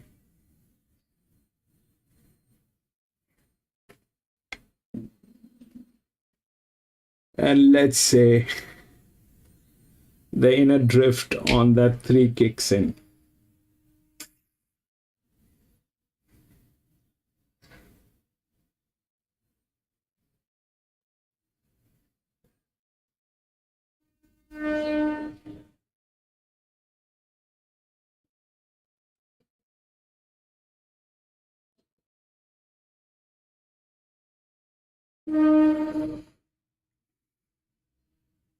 That's number 3. Llewellyn takes the right. She'll claim 1.5 kilos. And this mare, she's been racing well, and she gets a good draw today. I think she's really well placed today. She's a beautiful, big, strong mare, nice gait, right distance, home track. I think she gets a chance. The 4 and 5 are both out. Number 6 is Rock and Rain for Cameron Crockett. Donovan Dillon aboard. Thought he was going to be a pretty handy horse when he won his maiden here sort of 12 months or so ago. He hasn't really gone on with the job subsequent to that, but he gets a chance again today from a good draw. Yeah, they press on with him. He's really well bred. He's bred to be something out of a red ransom mare out of Fastneck Rock, or by Fastneck Rock, I should say. He looks great. He's been playing both runs back. He needs to improve the other. 7 is Cossack Warrior for Cody Morgan. Aaron Bullock in the saddle. He's building a handy enough record. He's won 1 from 6, but that was by 9 lengths prior to going for a bit of a break. He had a recent trial. He has placed behind Pensativa in the past.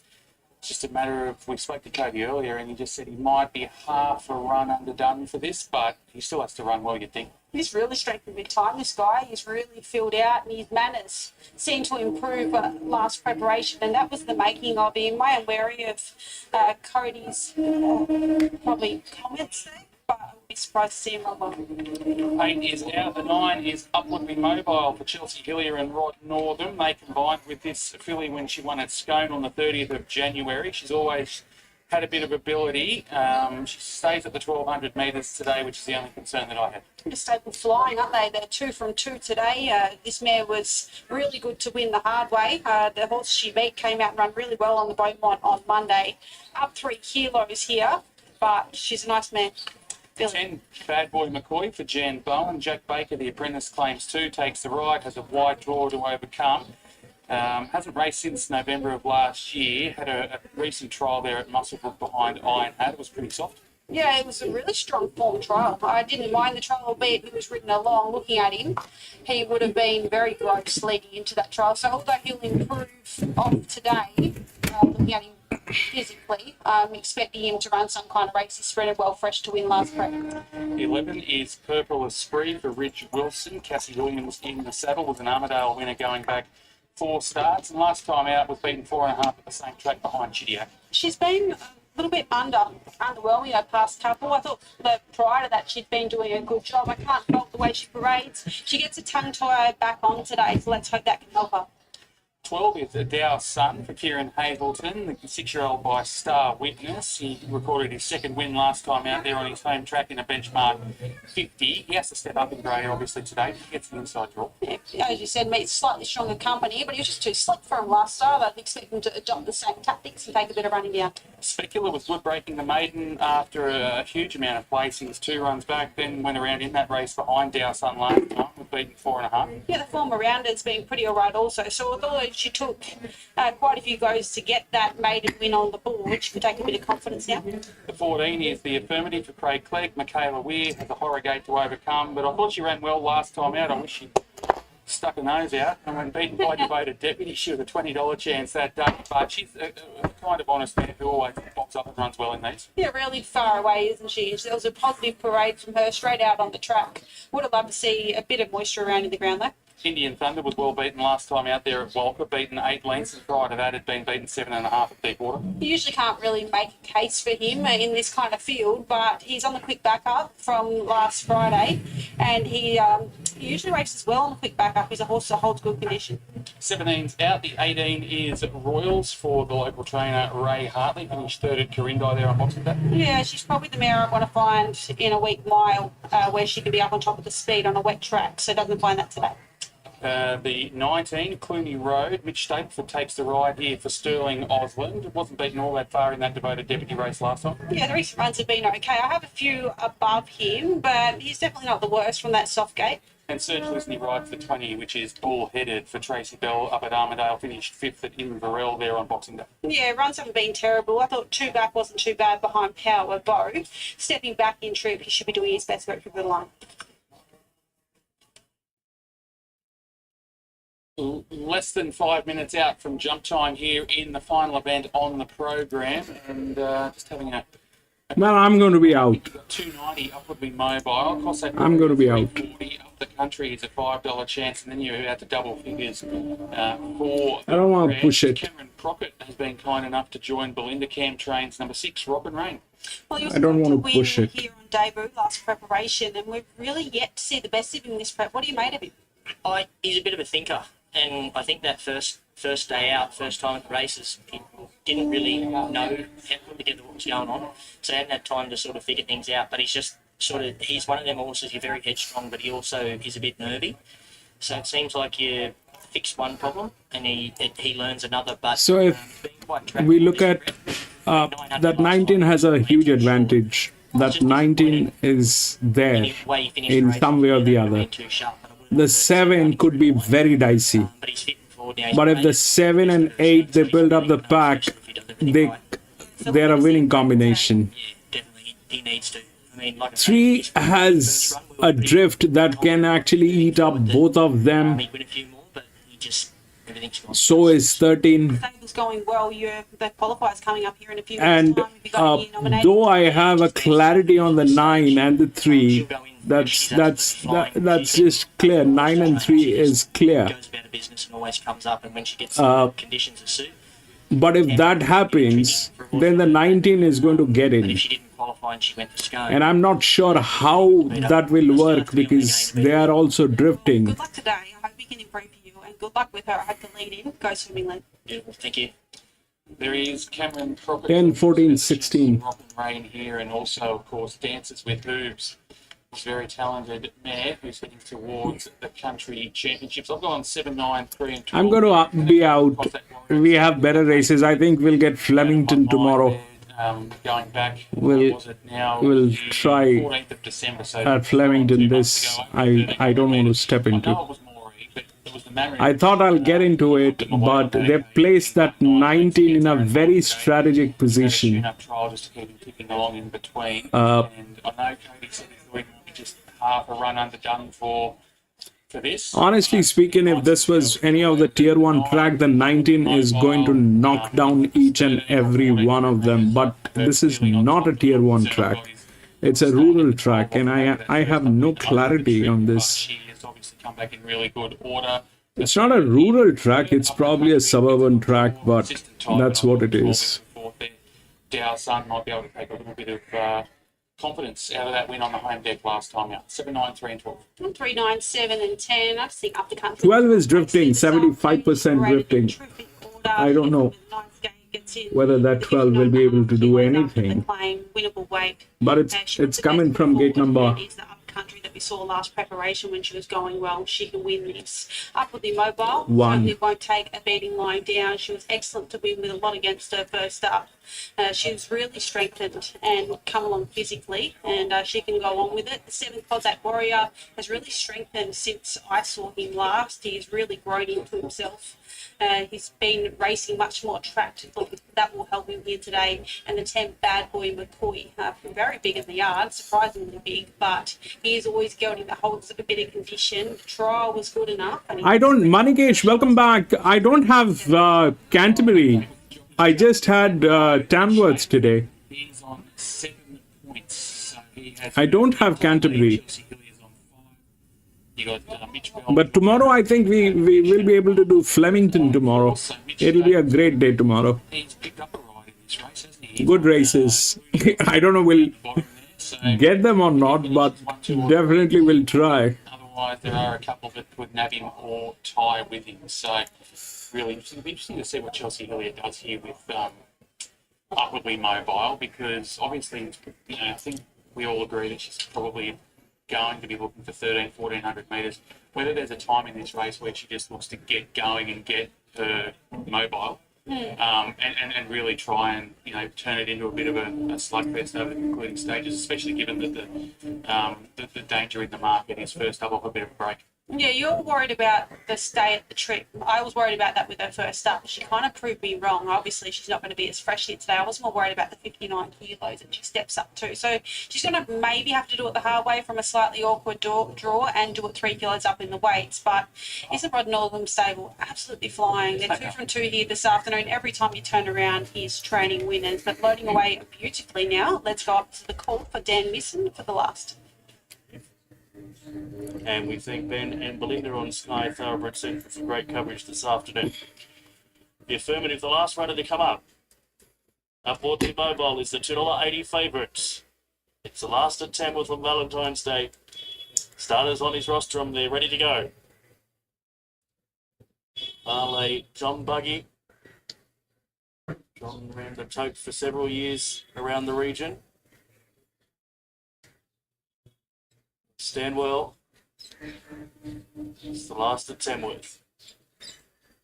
He gets them now. They're off and racing. Rock and Rain was quite one of the quickest away, but the affirmative beat it for early speed, and the affirmative raced away. It leads by 2 lengths in the early stages. Dow Sunning the second spot, followed by Rock. John, that 14 is leading. Then followed by Up the Country in behind the speed. Cossack Warriors next. Then followed by Upwardly Mobile, the favourite about midfield with Clooney Road.